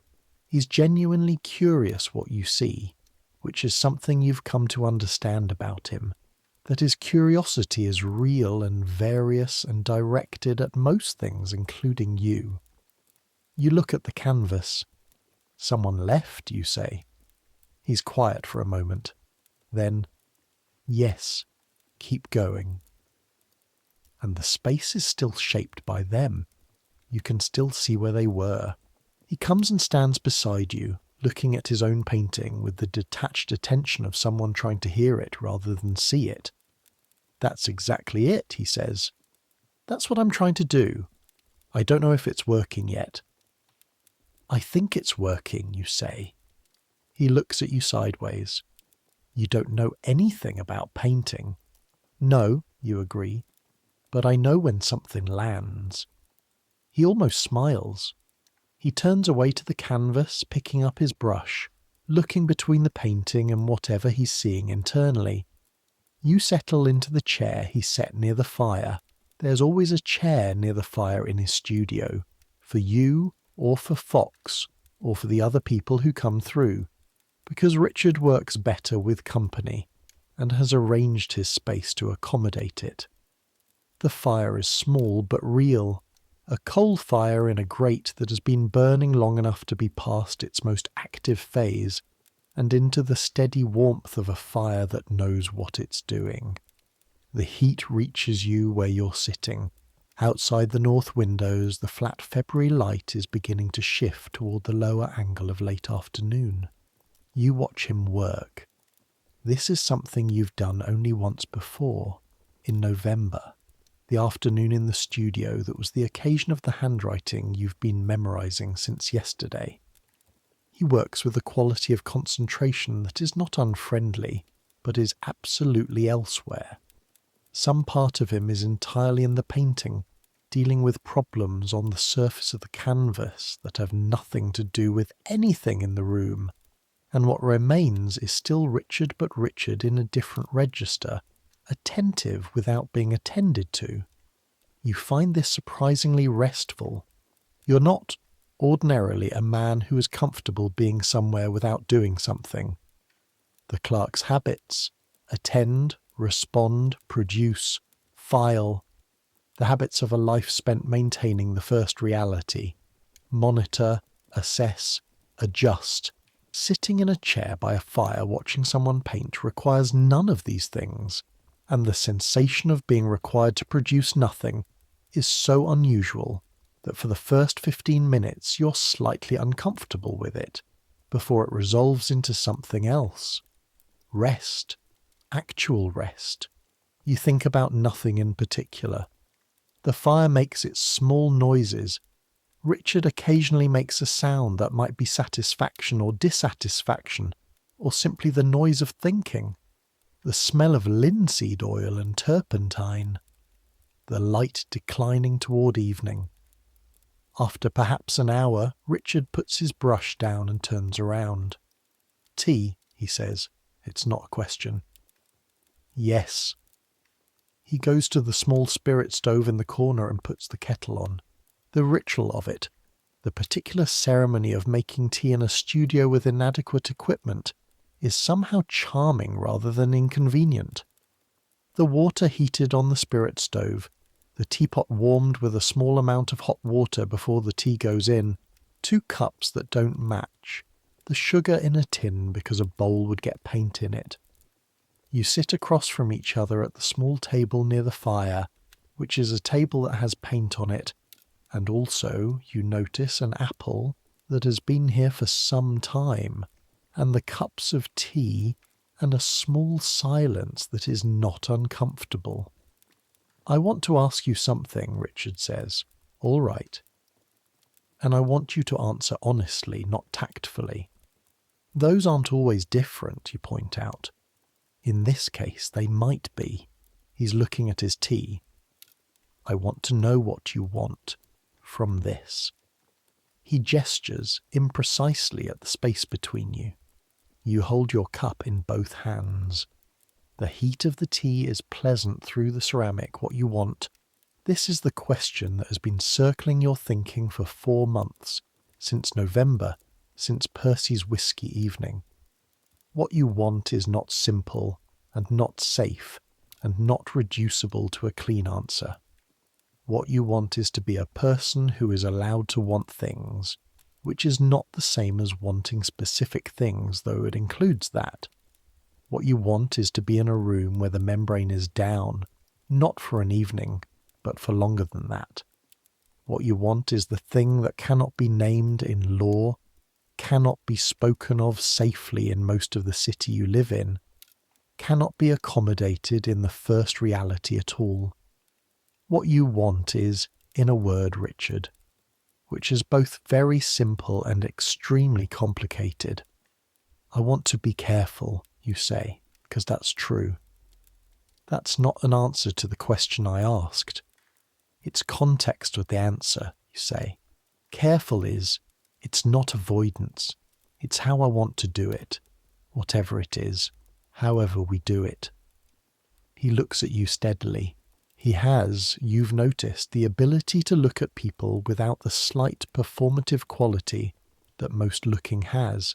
That thing where the looking is also a little bit about the looker. His looking is simply looking. I can work with careful, he says. Good. I'm not particularly careful myself, he adds. You've probably noticed. Yes, this is accurate. Richard has a quality of willingness to be visible, to be present, to occupy space without apologizing for it, that you find simultaneously alarming and deeply attractive. The way a person might be attracted to someone who is good at something they themselves struggle with. So we might be useful to each other, he says, in that regard. You think about this. Useful to each other. A solicitor's office phrasing for something that operates at the level of hands and breathing and the warmth of another person's shoulder. Perhaps, you say. He smiles. Honest enough, he says, and picks up his tea. You drink tea, the fire burns. Outside, the light is definitely going now, the February dusk arriving early and completely. Tell me about the week, he says, and so you do. You tell him about Pembridge and Sons, about the Whitfield matter and Mr. Pembridge's version of high praise, about Perkins and his girl from Southwark and the bread roll eaten at the desk. You tell him about Mrs. Finch and the window that Mr. Hutchinson leaves open. You don't tell him about the specific quality of lying awake on Wednesday night with the letter in the drawer, because you don't need to. He knows about the letter. He wrote it. And the fact that you're here is the answer to whatever the letter was asking. He tells you about the painting, about Fox, who has apparently sold something to a buyer in Edinburgh, which has produced in him a condition of wordless satisfaction that has somewhat altered the atmosphere of the studio. About a show he's thinking about, a group show, some of his paintings alongside the work of 3 other painters, spring perhaps, if the gallery holds. About a dinner he went to on Wednesday, at the home of a collector who owns 3 of his smaller works, and who is considering a 4th, and about the particular social labour of dinner with a collector, which is the labour of being interesting without talking about anything the collector finds threatening, which is to say very many things. He kept asking about Paris, Richard says, whether I'd been, as if I must have been, because of the painting. Have you? 3 years ago, for 6 months. What was it like? He looks at the fire. Different, he says. Everything about it. The way it was possible to... He stops, considers. There are neighbourhoods, districts, where men like us go, openly, not secretly. He says this without drama, without particular emphasis, as if reporting a fact, but you can hear something in it, a particular quality of the reportage. Openly, you say. Not everywhere in France is like that, but in certain parts of Paris, yes. He looks at his tea. I thought about staying. Why didn't you? My mother is in Bristol, he says, and I'm English, and the paintings are here. He shrugs, a small movement. And France is France. It's not England. You can admire it without it being yours. You think about this, about Paris, about the possibility of a city where the second reality is allowed to surface in certain streets in daylight. You've never been outside England. You've barely been to London's west. What would it take, you say, to go there? He looks at you. More money than you currently have, he says pleasantly. A reason, permission you give yourself. In what order? The permission first, he says, the rest follows. You file this away. You've been filing things, he says, for 4 months. You have a significant collection, outside dark, proper dark, the February evening complete. You can see in the north-facing windows the reflection of the studio, the fire, the easel, the two of you, floating in the dark glass, a doubled image. You should eat, he says. I should. There's a place on the King's Road. Good food, not expensive. All right. You go to the King's Road. The restaurant is small and warm and smells of garlic and cooked meat, which is a smell you associate with France from reading, which you've never been to, which seems suddenly less impossible than it did this morning. You sit across from each other at a table for 2 near the back and you eat. Beef stew with good bread, both of you, simple and hot and satisfying. And you talk for 2 hours about things that are not careful and not calculating, and not the first reality at all. About painting, about the law, about Paris, about what it means to want things you're not supposed to want, about the mechanics of caution and the cost of it, about what courage looks like in a life constructed like yours. He says, I think courage in your situation looks like knowing what you want clearly enough to arrange your life toward it, even slowly, even carefully, even when it takes longer than you'd like. You think, this is either wisdom or a very persuasive argument in his own favour. Both things can be true. You split the bill. You walk together through Chelsea, toward the omnibus stop, the night cold and clear for once, the fog thin enough that you can actually see stars above the city's glow. You talk until the omnibus comes, and when it does you both get on it, because it goes north through the city, past Knightsbridge, past Hyde Park Corner, and you get off together at Piccadilly Circus and walk through the streets for another 20 minutes, past the theatre crowds coming out of the late show at the Criterion, past the flower sellers with their wilting bundles of late February blooms, through the gaslit streets of the West End in its Saturday night configuration. At the corner of Oxford Street you stop because your ways diverge here. He says, same time next week? You say, yes. He says nothing more, but the way he looks at you in the gaslight is the thing you'll be thinking about when you're lying awake tonight, which you know already you will be. You go home to Bloomsbury Street. You go to bed. You lie awake thinking about Paris, and about the way he looked at you, and about the painting with the blue, and the space still shaped by the person who had been there. You sleep. This is Sunday. Sunday in London, 1889, has a particular quality. The law is still in force.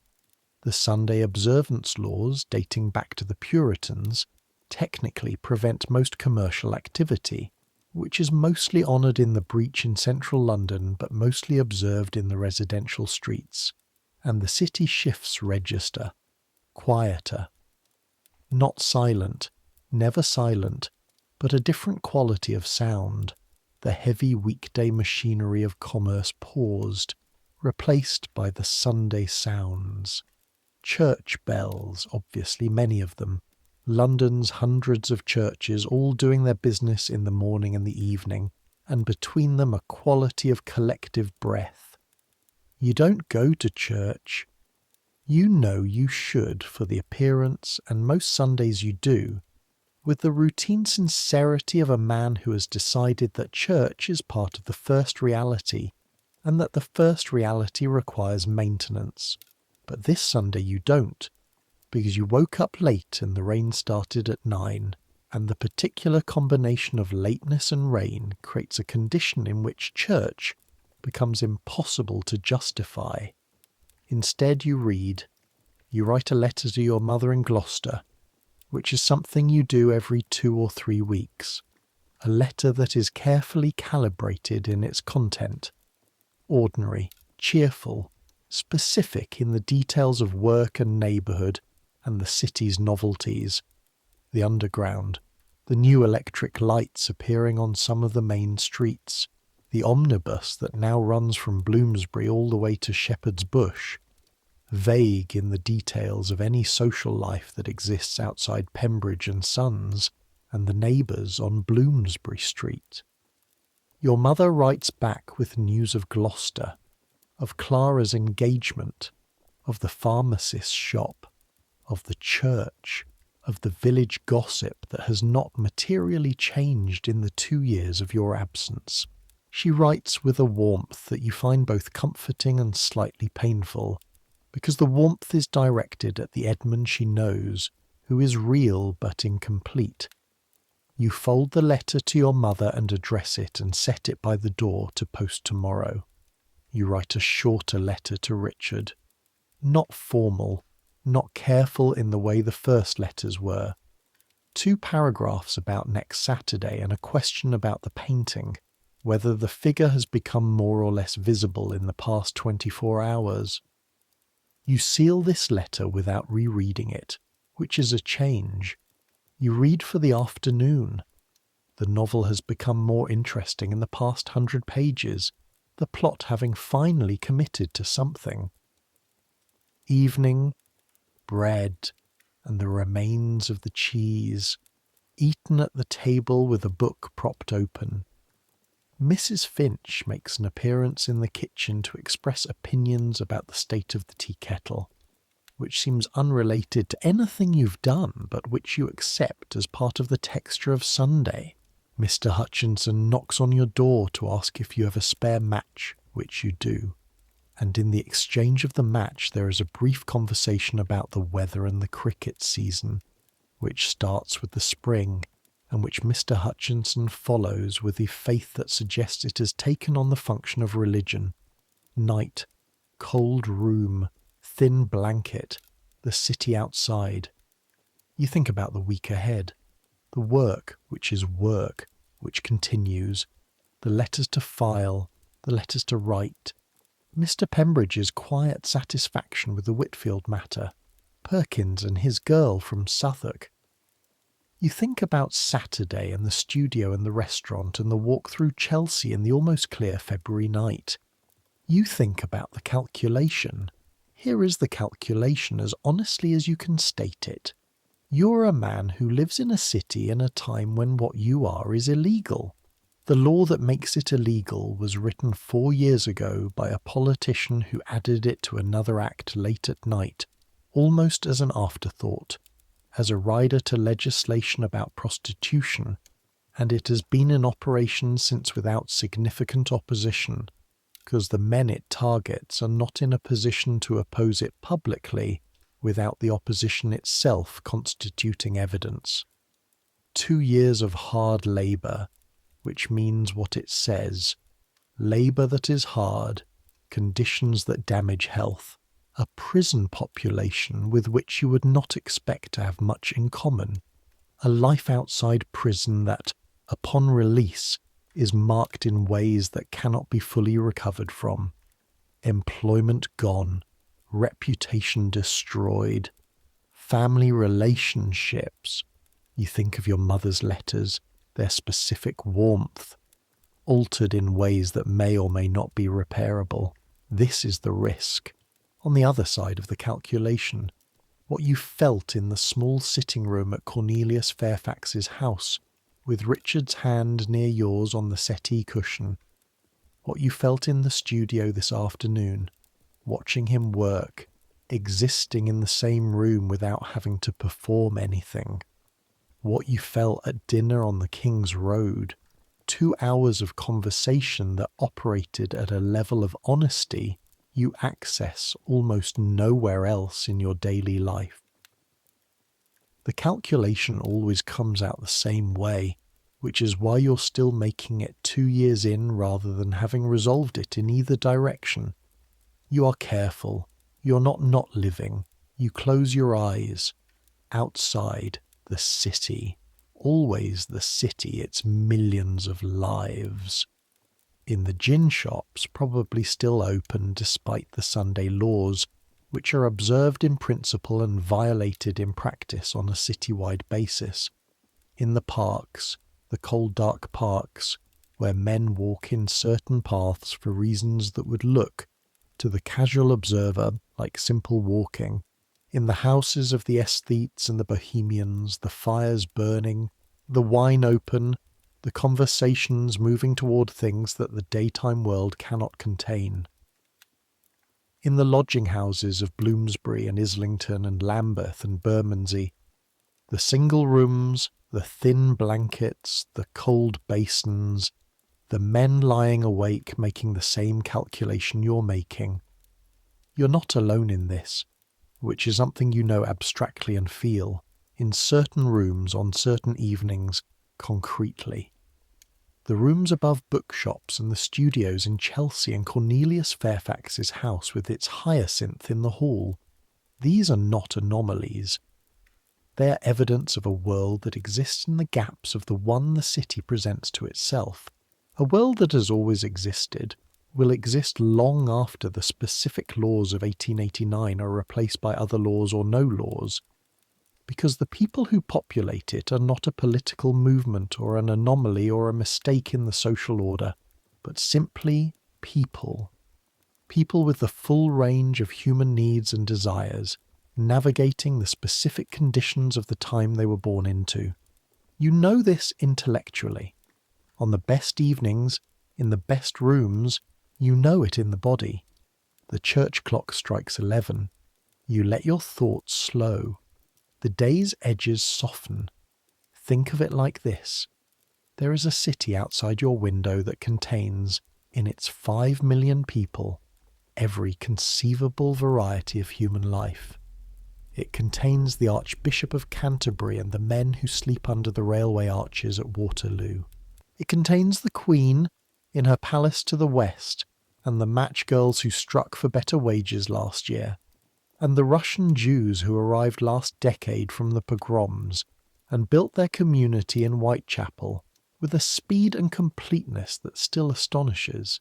It contains every kind of grief and every kind of joy, every kind of work and every kind of idleness, every kind of belief and every kind of doubt, and it contains you, and men like you, and the rooms where the second reality is allowed. That is not nothing. That is in fact something. The city breathes. The church clock marks the 11:15. Somewhere in Chelsea a painter is possibly still at work under lamplight. The blue paint drying on the canvas. The figure becoming more or less visible than it was this morning. You sleep. Monday arrives with the certainty of Mondays and the particular quality of February light through the east-facing window, grey and flat and full of the information that the week has started. You eat your bread, you drink your tea, you walk to Chancery Lane. The weeks acquire their rhythm. This is what you're learning in your second year in London, which is different from what you learned in the first year.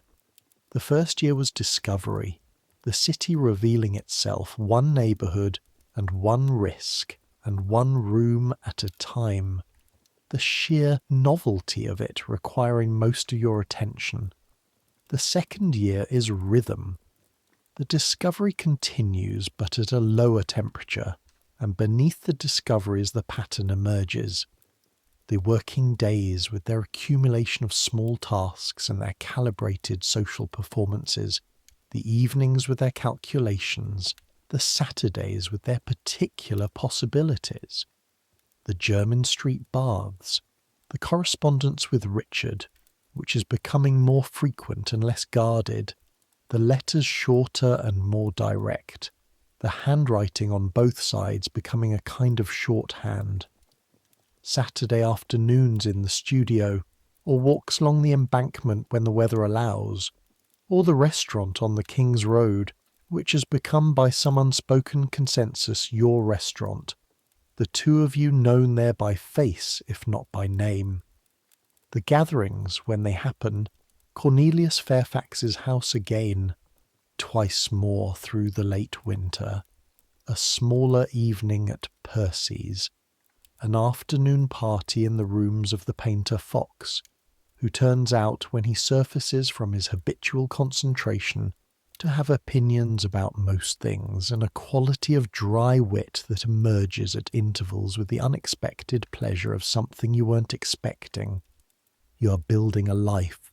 This is what's happening, you understand, in the way you can sometimes understand large processes from within them, rather than only in retrospect. You are building a life. The first reality and the second reality are not separate cities.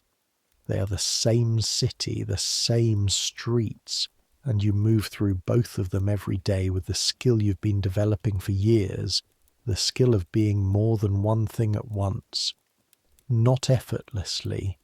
The effort is real and ongoing and has a cost, which you feel in the quality of your tiredness on certain evenings, a tiredness that is not physical but something more comprehensive, but possible.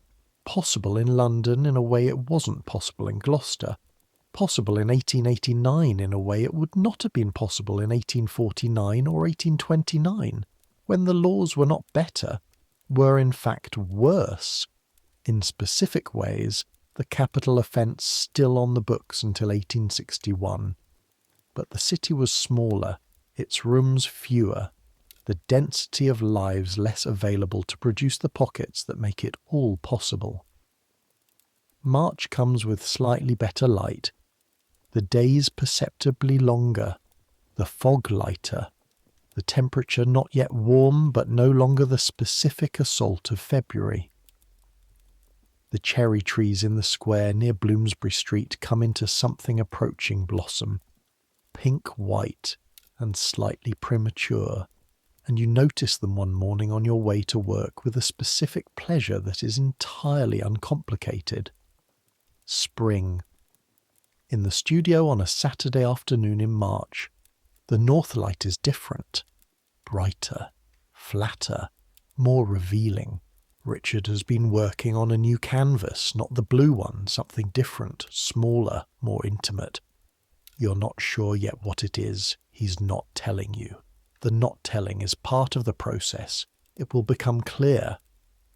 And you've been sitting in the chair by the window reading, the February coal fire replaced by a smaller fire that the improved temperature renders appropriate rather than necessary. "Tell me about Gloucester," he says. "Why? I'm curious. Where you're from." "Boring, you say. Everything's interesting from far enough away." You put your book down.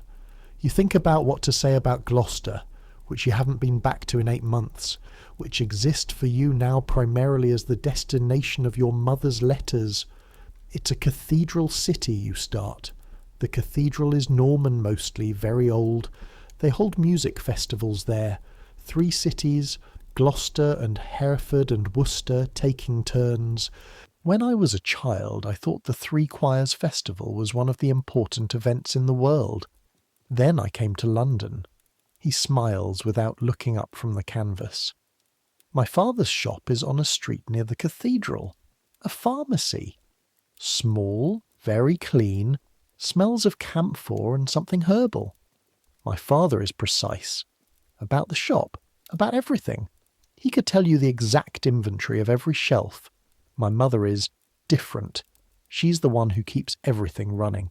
Socially, she knows everyone's situation. Who needs looking after, who's having trouble, who can be called on. She manages this without ever appearing to manage it. "You like her?" Richard says, not a question. "Very much, and I'm careful to give her nothing to worry about." He looks up from the canvas, that particular looking. "Is that hard?" "Sometimes. But she has enough to worry about. Clara's engagement, Thomas at school, my father's knees. And you're fine. Edmund from London. Edmund from London is entirely fine." He sets down his brush and comes and sits on the windowsill, which puts him slightly above you. his knee near your shoulder, the afternoon light from the north windows cutting across him at an angle that does something very specific to his face. "I don't think you should have to do that forever," he says. "What?" "Be entirely fine, all the time, to her. You consider this. What would the alternative look like?" "I don't know. Something closer to the truth." "The truth would hurt her, and it wouldn't change what the truth is." "No," he agrees, "but carrying it entirely alone has a cost." You know he's right. You've known he's right in a theoretical way for some time, and in this moment you know it in the more concrete way. You know things when they're said by someone you trust. "Someday," you say, "not now." "No," he agrees again, "not now." He goes back to the canvas. You go back to your book. The afternoon passes with the quality of the good March light, clear and progressive. This is the shape of it. This is what the second reality looks like in practice, in its best version. Not spectacular, not dramatic, not the sort of thing that could be represented in a painting without being misunderstood. The chair by the window, the canvas, the particular quality of being in the same room as someone and not needing to perform, the conversation that touches things that couldn't be touched in the office or at Mrs. Finch's dinner table. But the best version is not the only version. The other version arrives in April on a Tuesday evening that starts ordinarily and becomes something else. You've been to the Turkish baths on Sunday. The Monday was routine. On Tuesday you leave the office at 6 as usual and take your usual route home, which passes through Holborn and through the square with the cherry trees, which are at their most extravagant now, genuinely pink and full. You take a slight detour through the square because the trees are beautiful and you want to walk under them for 5 minutes before going in. The square is public. There are other people. A woman walking a dog, 2 men talking on a bench, a couple with a small child. Ordinary Tuesday evening in London. You walk under the cherry blossom. It's starting to fall, the petals coming loose in the slight breeze, landing on the pavement in a way that is genuinely lovely, the kind of thing that would not look out of place in a painting. Then, footsteps behind you, not alarming in themselves. Footsteps are everywhere, but these footsteps have a quality, a specific quality of pace and direction that your body registers before your mind has consciously analysed it. You keep walking. The footsteps continue. Same pace, same direction. You change your route slightly, taking the path around the left side of the square rather than the right. The footsteps change course, following. Your heart rate changes. A physiological fact. Your body responding to a signal your mind is still evaluating. You walk toward the street, toward the public visibility of the street, toward the gas lamps and the pedestrian traffic. The footsteps behind you don't change pace. You emerge from the square onto the street and turn right, toward the busier road, and only when you're on the crowded pavement, surrounded by the people of Tuesday evening in London, do you slow and half turn, casual, looking in a shop window. The man behind you, young, 20s, well-dressed, walking with the studied ordinariness of someone who's been trained to look ordinary. He passes you without looking at you. A police constable, a private detective, a blackmailer doing reconnaissance, someone entirely unrelated to you who happened to walk behind you in a park. You don't know. You'll never know, but your body knows. That particular cold that settles in the chest that isn't the cold of the weather. The quality of attention that comes up to maximum and doesn't come back down for an hour. You go home. You don't take any detours. You don't stop anywhere. You go directly to Bloomsbury Street, to your room, and you sit in the chair at the writing table and wait for your heartbeat to return to normal. This is the other side. This is the cost side of the calculation, concrete and physiological. The park in April, the footsteps, the cold that isn't weather. You write to Richard. You describe it plainly without drama. You've been in London long enough to know the difference between an incident and a pattern, and one set of footsteps in a park on a Tuesday evening is an incident. Possibly not even that, possibly nothing. But you want to say it out loud, even in writing, because the saying out loud is part of how you process it. He writes back, "Be careful," and then, "Are you all right?"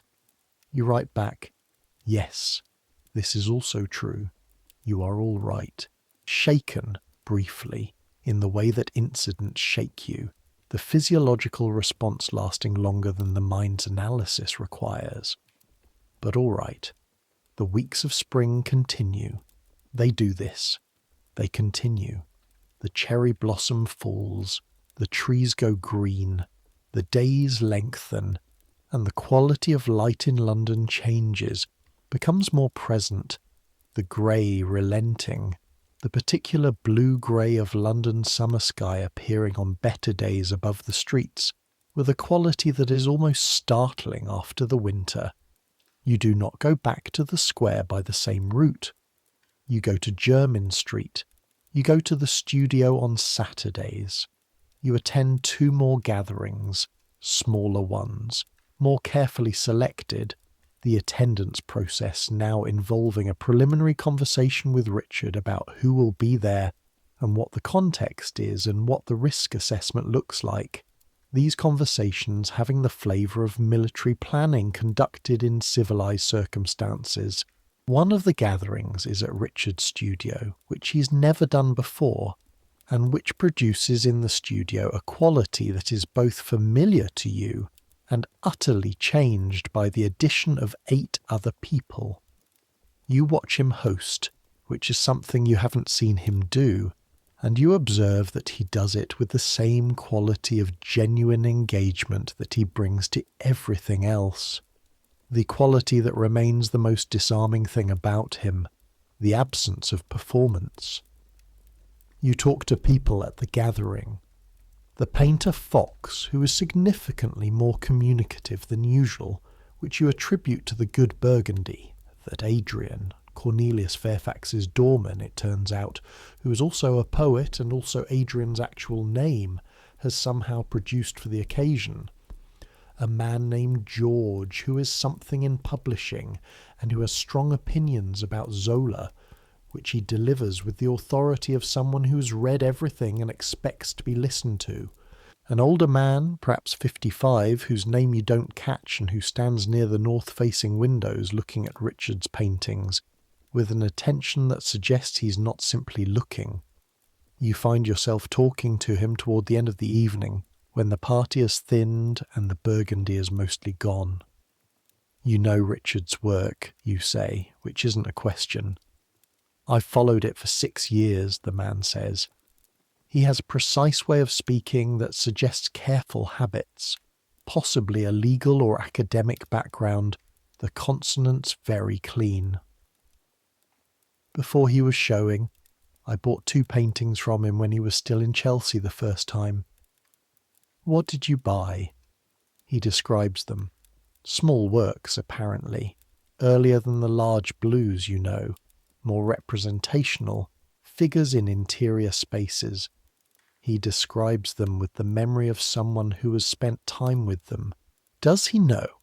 You start, and then change the sentence, because what you are starting to ask is whether the man knows what the paintings mean to Richard, whether he understands the context, which is a question that can't quite be asked directly. He looks at you with something that is not quite amusement and not quite sympathy, but is somewhere between them. I've been in London a long time, he says pleasantly. I know what most things are. You take this in. And nothing. I buy the paintings because they're good. The rest is none of my business. He pauses. Or perhaps the rest is everyone's business. in the sense that we're all navigating it, whether we're artists or solicitors' clerks. He says this last without inflection, not a threat, not even a revelation particularly, just a statement of fact, of the kind that people make when they're tired of pretending that what everyone knows is not known. Solicitors' clerks, you repeat. Richard mentioned you work for a solicitor on Chancery Lane, the man says. He mentioned it in the context of saying something very complimentary about your judgment. You find, to your mild surprise, that this makes you want to smile. He did he? He did. The man tilts his glass. You should trust it. Your judgment. It's got you this far. He moves away. You stand by the north-facing windows for a moment, the studio lamp throwing the paintings into relief, the large blue one with the figure-shaped absence in the centre. It's got you this far. This is spring, 1889. The year of the Cleveland Street scandal, which will break in the autumn and produce the kind of newspaper frenzy that makes men like you spend several weeks being very careful about everything. The year that Oscar Wilde is at the height of his social life, attending every dinner, writing plays, seeming untouchable, though you don't move in his circles and will not until later, if at all. The year that Richard Ashby paints the large blue canvas that will hang in a gallery show in 1890 and be reviewed, in one paper at least, as representing the particular modern anxiety of the age, which is one of those reviews that says something true without quite knowing what it's saying true about. The year you start to think seriously about Paris, not planning, not yet, but thinking about it the way you think about things you intend to eventually do, letting the idea take up a little more space in your mind each week, testing its weight, seeing what happens to the calculation when France is in it. It requires money. It requires time. It requires a reason that can be stated to Mr. Pembridge with a straight face, which is not impossible. Professional development, perhaps. Contacts in the French legal world. There are several avenues. It requires the permission Richard mentioned, which is the kind of thing that sounds simple from the outside, and is in fact the hardest part. The permission being not permission from anyone external, but the internal version. The willingness to believe that the life you've been living in the second reality can extend itself, can take up more room, can be something more like the life and less like the gap between the moments of the real life. The permission is the thing you're working on. It's getting easier. Summer arrives with the force that London summer always arrives with, which is not the gentle arrival of summer in the countryside, but the sudden intensification of the city's particular qualities. More people on the streets, the heat adding to the smell of horses and sewage and coal smoke, so that August afternoons have a quality of oppressive sensory complexity that you've learned to navigate by breathing through your mouth and thinking about other things. The Thames in summer exhales. This has been better since Bazalgette sewers started operating. The great stink of 1858. The summer parliament had to close because the river smell made the buildings uninhabitable, is a living memory of older Londoners, something Mr. Pembridge mentions occasionally with the air of someone who was there. But better is not good, and on a hot August afternoon the smell of the Thames at low tide, even in the west, even upriver from the worst of it, is the smell of very old water that has absorbed a great deal of what a city produces and has not yet found a way to express it. You develop over the summer a preference for the mornings, the early morning before 7, when the temperature is still manageable and the city's smell is at its daily minimum, and the light has the quality of something that hasn't yet been entirely used. You walk to work earlier than necessary and arrive at Chancery Lane with the particular satisfaction of the person who has taken something from the day before the day's demands begin. Mr. Pembridge notices. He says nothing, which is his version of approval. In the studio, the summer light is complicated, too bright for the north-facing windows, which Richard has adapted to by working differently in summer than winter, shorter sessions, different times of day. He takes you, on a Saturday in July, to the National Gallery, which you haven't been to since your first month in London, and walks you through rooms that he clearly knows well, stopping in front of paintings with a proprietary familiarity of someone visiting friends.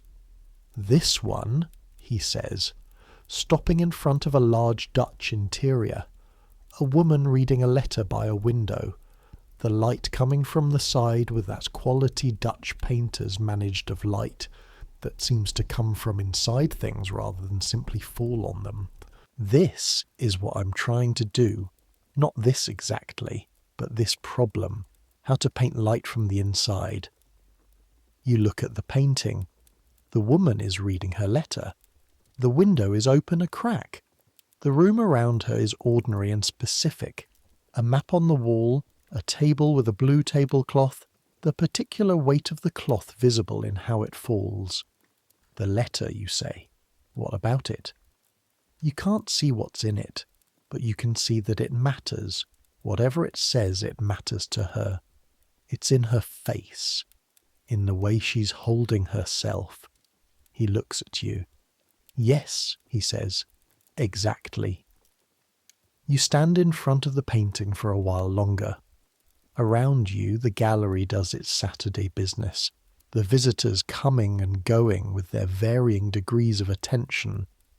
A school group passes, the children in their school clothes, their guide pointing at things with the practiced emphasis of a man who has pointed at these things many times and still means it. Come, Richard says eventually. There's something else. He takes you to a smaller room, less visited, where the paintings are English and from an earlier period, less immediately pleasing in some ways, more strange in others. He stops in front of a conversation piece. Two men in 18th century dress posed in a landscape, their proximity to each other having a quality that you look at for a moment before you understand what you're looking at. They were lovers, Richard says quietly. It's known, in the period, not spoken of but known. You look at the painting, at the two men posed at the conventional distance for portraits of this kind, and yet, something in the way one of them is slightly turned toward the other, something in the angle of a hand. Nobody would know, you say. Looking at it. We know, he says. You stand there for a while looking at it. That's courage too, he says. What they did, commissioning that, sitting for it, leaving it behind, even encoded, even only for people who know how to read it. They said, we were here.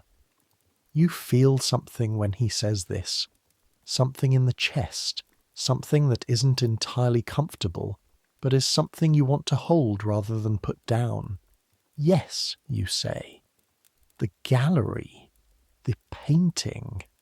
Two men who lived in the 18th century and loved each other and sat for a portrait and left it behind.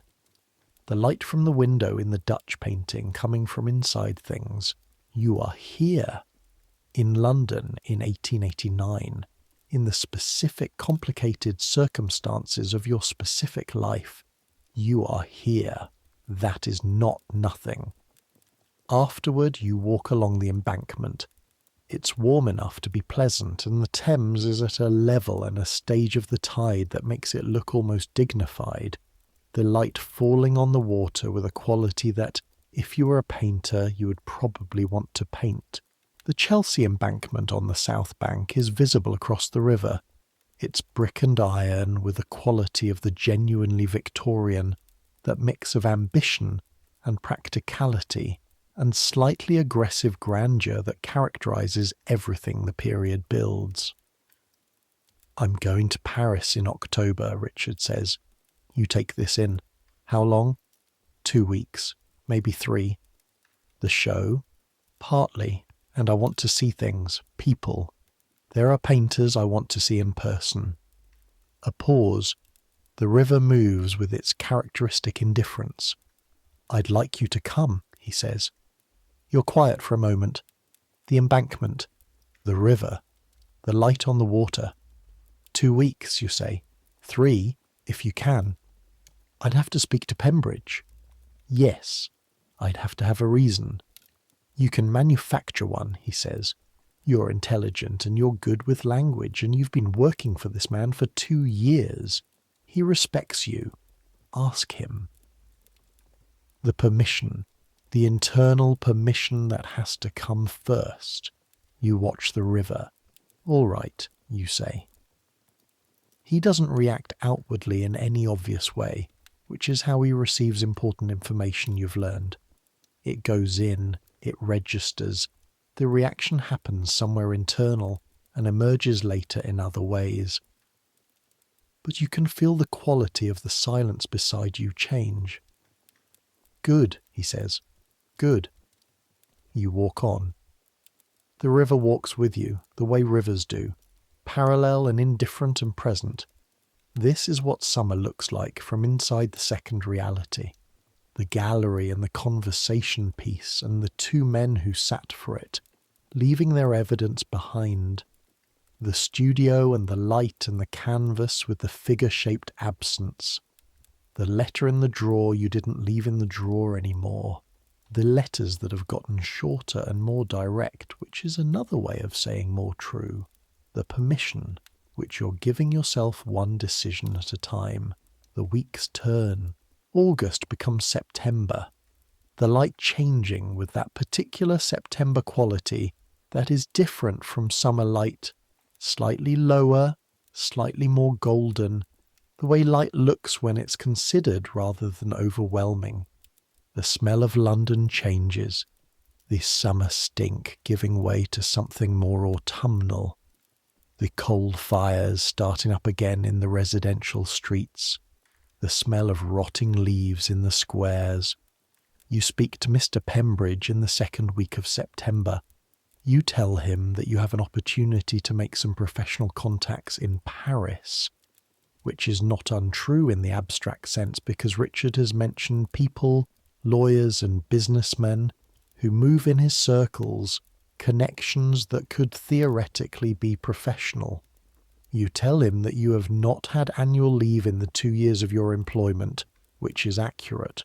You tell him that 3 weeks in October would not seriously interrupt the firm's work, that the Whitfield matter will be concluded by then, that the 2 pending files can be managed by Perkins in your absence.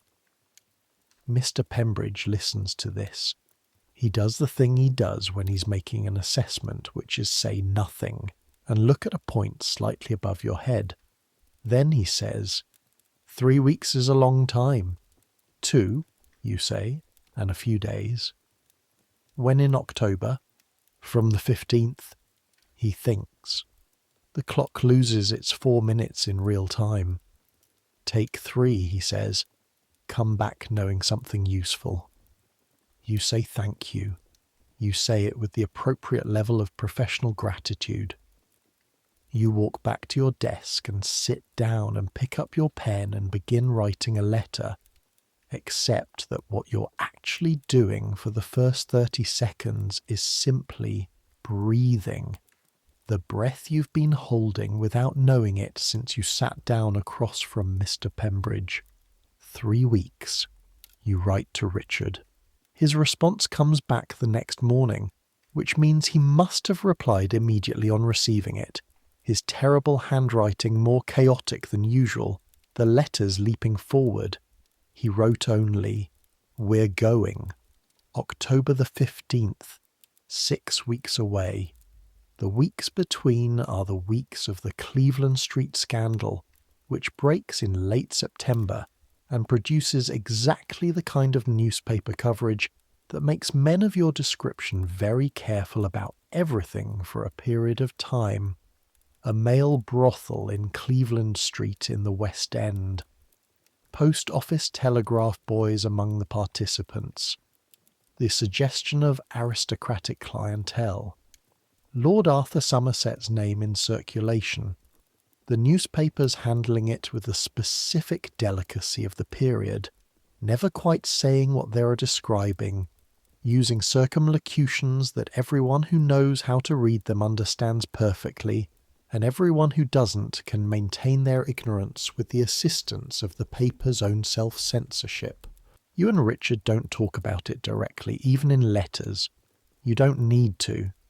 The intelligence that passes through the networks of men like you is faster and more precise than the newspapers, and what you both know from various sources is, be careful for the next few months, because the police will be active, because the newspapers have created a climate, because the law is always there and climate affects its application.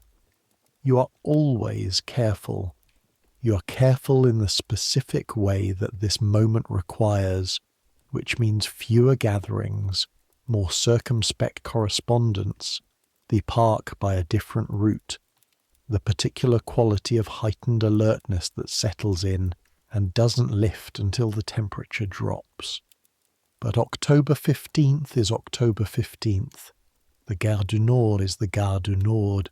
The morning you leave, you walk to Euston Station with a small bag that contains 3 weeks' worth of carefully selected clothes and the French-English dictionary you've been studying for a month. Your French being functional from school but rusty from non-use. The October morning is grey and cold and entirely London, and you walk through it with the feeling of a man who's about to do something that can't be undone. Not dangerous in the legal sense, this. Not the kind of risk that has 2 years of hard labour attached to it. Paris is not London. Paris has its own laws and its own complexities, and you will not be entirely free there in any absolute sense. But the specific quality of what you're afraid of in London, the police constable in the park, the section of the act, the 2 years, that is not what you will be afraid of in Paris, which means something, which means that for 3 weeks the calculation changes. You meet Richard at the station. He's already there when you arrive, standing on the platform with his bags, wearing the dark blue coat and looking, in the October light, exactly like himself. He sees you. He doesn't do anything visible. No embrace. No obvious gesture. The platform of Euston Station is a public place in 1889, and a clerk and a painter standing on it are 2 men on a platform. But the quality of his looking at you, when you come up to him, has that particular thing it has. Genuine pleasure before the social machinery can intervene. Ready? He says. Yes. The train. The Channel crossing, which is rough but not unbearable. The October sea grey-green and heavy. The white cliffs receding behind you, and then the French coast approaching ahead. A quality of arrival that is different in kind from anything you've felt before. The train from Calais to Paris through the flat northern French countryside, the light different here, paler, wider, the sky enormous in the way it only is when there are no buildings interrupting it. The Gare du Nord, Paris. You step out of the train into a French morning, and you are different, not transformed, not magically free, not suddenly a different person with different fears and a different history. But something about the air, something about the city that opens up around you as you emerge from the station onto the boulevard. The scale of it different from London's scale. The grandeur more explicit and more self-conscious. The buildings wide and pale and arranged, with a deliberateness that speaks of planning rather than organic accumulation. Richard knows Paris. He was here for 6 months, 3 years ago. He knows which streets go where, which arrondissements are which cafe serves coffee worth drinking, and which one serves something that has coffee's colour and nothing else. You walk through it, the streets, the city, and on the second afternoon, which is clear and cold and autumnal, you walk through a neighbourhood in the third arrondissement where the streets are narrow and the buildings are old, and the people sitting outside the cafes in their coats look like they have permission to be there, exactly as they are, without additional qualification. Not everywhere, not without complexity, not magically. But you see what he meant, what he was trying to describe when he said differently. You see it in the specific quality of the spaces, in the ways some of the men around you sit together at cafe tables, not doing anything remarkable, just sitting in the particular way of men who are entirely comfortable in their own company. You sit down at one of those tables. Richard sits across from you. The waiter comes. You order coffee in your improving French. The waiter doesn't look at you in any particular way. You're just 2 men at a table. The coffee arrives. It's very good. You drink it in the October Paris afternoon, and the quality of the afternoon has something in it that is hard to name precisely. A kind of ease, not total ease. Nothing is total ease. Not for you, not in the world you live in. But something that is recognisably in that direction, a shift of degree that is also, in some important way, a shift of kind. You see, Richard says. Yes, you say. He smiles. His coffee cup, the October light, you see. In the evenings you find the rooms. There are rooms in Paris. There have always been rooms in Paris, and the rooms are different here, less furtive, less located at the edge of things. There is a small theatre in the 4th arrondissement where a play is performed that you could not encounter in London. There is a dinner at the home of a painter Richard knows. 8 people around a table that moves and shifts through conversation about art and politics, and life in ways that feel at once entirely foreign and entirely recognisable. There are streets where you walk and are unremarkable, not because you've hidden anything, but because what you are is not, in this particular street, a thing that requires hiding. 3 weeks. You write nothing in letters during this time. There is nothing to write that can be written safely. But you commit things to memory with a precision you don't usually apply to the work of memorizing experience. The light in the 3rd arrondissement in the October afternoon. The waiter who brought coffee without looking at you in any particular way. The painting in the gallery, a modern painting, a painting of 2 men in a garden, and not encoded, not requiring decoding, just 2 men in a garden, their proximity unremarkable to the painter who put them there. The 3rd week. Richard is working. He's brought materials. He works every morning in the light of the rented room's eastern window, while you read your French or walk the streets with the dictionary and a city map. He's painting something small, preparatory sketches, something that will become one of the paintings in the spring show. One morning he asks you to sit. You sit. In the chair by the window, the October Paris light falling on you from the left, the dictionary on your knee, reading or not reading, he draws you. Pencil on paper, quick and sure. You can hear the scratch of it, the particular sound of someone who has done this so many times, that the instrument is continuous with the hand. You don't ask to see it. You know you will eventually, or you won't, and that will be all right too. What he draws is you, in Paris, in October, by a window. Edmund Graves, 24, solicitor's clerk from Gloucester via London, a man who lives in two realities and has been building a life in both of them, and has just spent 3 weeks in a city where the cost of that is slightly lower than it usually is. A man who is alive, which is, when you think about it plainly, the most accurate thing that can be said. November 1st, Euston Station. The train comes in. The platform, London. You step onto the platform and feel the specific smell of the city, the coal smoke and the organic depth of it, and your body knows where it is. Home. Not because it's simple or safe or free, because it's where your life is, where your work is, and your room, and Mrs. Finch and the communal tea kettle, and Mr. Hutchinson snoring through the wall, where Pembridge and Sons is, with the Whitfield matter concluded and a new matter beginning, and Mr. Pembridge's version of high praise waiting for you when you return, and demonstrate as you will that the 3 weeks were professionally useful. Where Richard's studio is, in Chelsea, with the north-facing windows and the smell of linseed oil, and the large blue canvas with the figure-shaped absence. Where the calculation is, the ongoing calculation of the life you're building in two realities simultaneously. London. You put on your hat.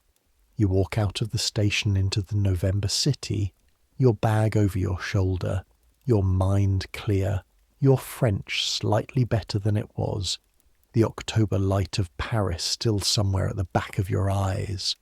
This city receives you. It does this, receives you, incorporates you, continues. 5 million lives doing their various things, the horses and the omnibuses, and the crossing sweepers and the evening newspaper boys and the gaslit windows of the residential streets, and the particular amber glow of the pub on the corner that you pass on your way home. Home. You turn into Bloomsbury Street, Mrs. Finch's house, the knocker, your key, upstairs, your room, the chair at the writing table, the window facing east for the morning light, the drawer with the letters, you sit down, the chair with its worn patch, the ceiling with the water stain you've decided not to identify. Outside, London breathes. You've been here 2 years and some months. You know the streets now, the way the city works, the way it accommodates what it can accommodate and refuses what it refuses. You know where the rooms are. You know what the calculation looks like from the inside of it, which is less terrifying and more specific than it looked from the outside. You know that careful and alive are not opposites. You know that Paris exists. You know Richard's handwriting. The church clock strikes 6. You should eat something. You should unpack your bag. You should write to your mother and tell her you're back and everything is fine, which it is. Tomorrow, Pembridge and Sons, the office, the files, the particular steady accumulation of a life conducted with care and with the judgment that someone at a gallery told you to trust. Tonight, this, the room, the chair, the sounds of the city coming up through the window, the specific quality of being somewhere that is yours, even if it's small and cold and damp and owned by Mrs. Finch and contains only what you could carry from Gloucester 2 years ago. Yours. You let the thought settle, the room around you, the sound of London in its evening register, lower and slower than the day, the particular kind of noise a city makes when it's thinking about stopping but hasn't quite decided to. You think about the painting in Paris, the 2 men in the garden. You think about the sketch Richard made in October by a window. Someone was there. Someone was drawn and witnessed and recorded. You were there. You are here. This is what it is to be Edmund Graves, 24, Bloomsbury Street, in 1889 in London, which is the greatest city in the world, and also a city that would imprison you for what you are, which are two true things that exist simultaneously, and that you have learned to carry the same way you carry the membrane between the two realities, not lightly, not without cost, but possible, more than possible, real. The room fills with the orange shadow of the street lamp through the thin curtain. You close your eyes. Let the city do what it does. Let the evening proceed into night, the night watches making their rounds, the link boys carrying their torches through the dark streets if anyone still uses link boys, which they mostly don't now, this being 1889 and not 1789, the gas lamps doing the work. Let the gin shops and the theatres and the coffee houses and the parks and the studios and the rooms above bookshops and the houses in Bloomsbury, with their hyacinths in the hall, all continue being what they are. Let London be London, magnificent and terrible and large enough to contain everything, including you, including the specific shape of your life, including the second reality and all its rooms. Let it all be there, outside the city breathin'. You breathe, the writing table, the cold basin, the worn patch on the chair, 3 weeks in Paris, the light on the water of the Seine, which is different from the light on the Thames in a way you can describe now that you've seen both. A painting in a gallery, 2 men, unremarkable, a sketch by a window, October, Paris, the letters in the drawer, shorter now, more direct, more true. Richard's handwriting pressing forward into itself with the confidence of something moving toward rather than away. Your handwriting getting there. You are warm enough. You are fed enough. You are safe enough, in the specific way that safe enough can be said when the calculation is always ongoing, but is on balance held. You have work tomorrow, and a room tonight, and a life that is being built 1 week at a time, one careful decision at a time, one room at a time, in a city that does not make this easy and cannot be asked to, but that has spaces in it. Always, in the larger cities, spaces. Let sleep take you the way it took Edmund Graves in his room on Bloomsbury Street, in November 1889, in the greatest city in the world and the most complicated, with the church clock about to strike 7, and the city outside continuing its great, indifferent, beautiful machine of a life. 5 million people all doing the same thing, which is getting through the day, which is not nothing, which is in fact everything. Let the thoughts slow. Let the sounds quiet. Let the body rest, which has walked many miles and carried many things and navigated many calculations and has earned this. The thin blanket, the straw mattress, the cold room warming slightly from the body's own heat. You've earned this rest. The city is there. It will be there tomorrow, tonight. This, the long, slow drift towards sleep. The sound of London growing fainter, or perhaps you're simply listening less. Centuries will pass.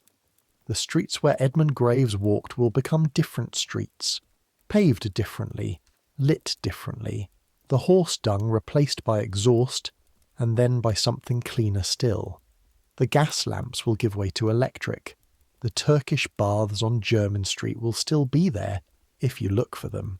The law that put men in prison for what they were will be changed in 1967, slowly and incompletely, and then changed again and again over the following decades, until what Edmund Graves could only access in certain rooms in certain streets at certain hours becomes, in time, something that people do in daylight. The blue painting will be in a museum, not under Richard Ashby's name, which won't survive in the record in the way it might have, but the painting will survive, and someone who knows how to look at it will understand what they're looking at. The diary that Edmund Graves kept in his desk at Bloomsbury Street, the one you don't know about yet, the one he starts keeping in December 1889 after Paris, finding that he has things to say that need to be said somewhere. That diary will survive too. Will be found in 1962 in the estate of a solicitor who bought his effects. Will be recognised for what it is by someone who knows what they're looking at, and will be read by people who will understand. He was there, you are here. The same thing, across the distance of the years. Some things don't change. The need to be seen. The need to be in a room where the membrane is down, even briefly, even carefully. The particular weight of a life that must be lived on both sides at once, and the specific skill required to carry it. The human heart, which doesn't change. Let sleep take you.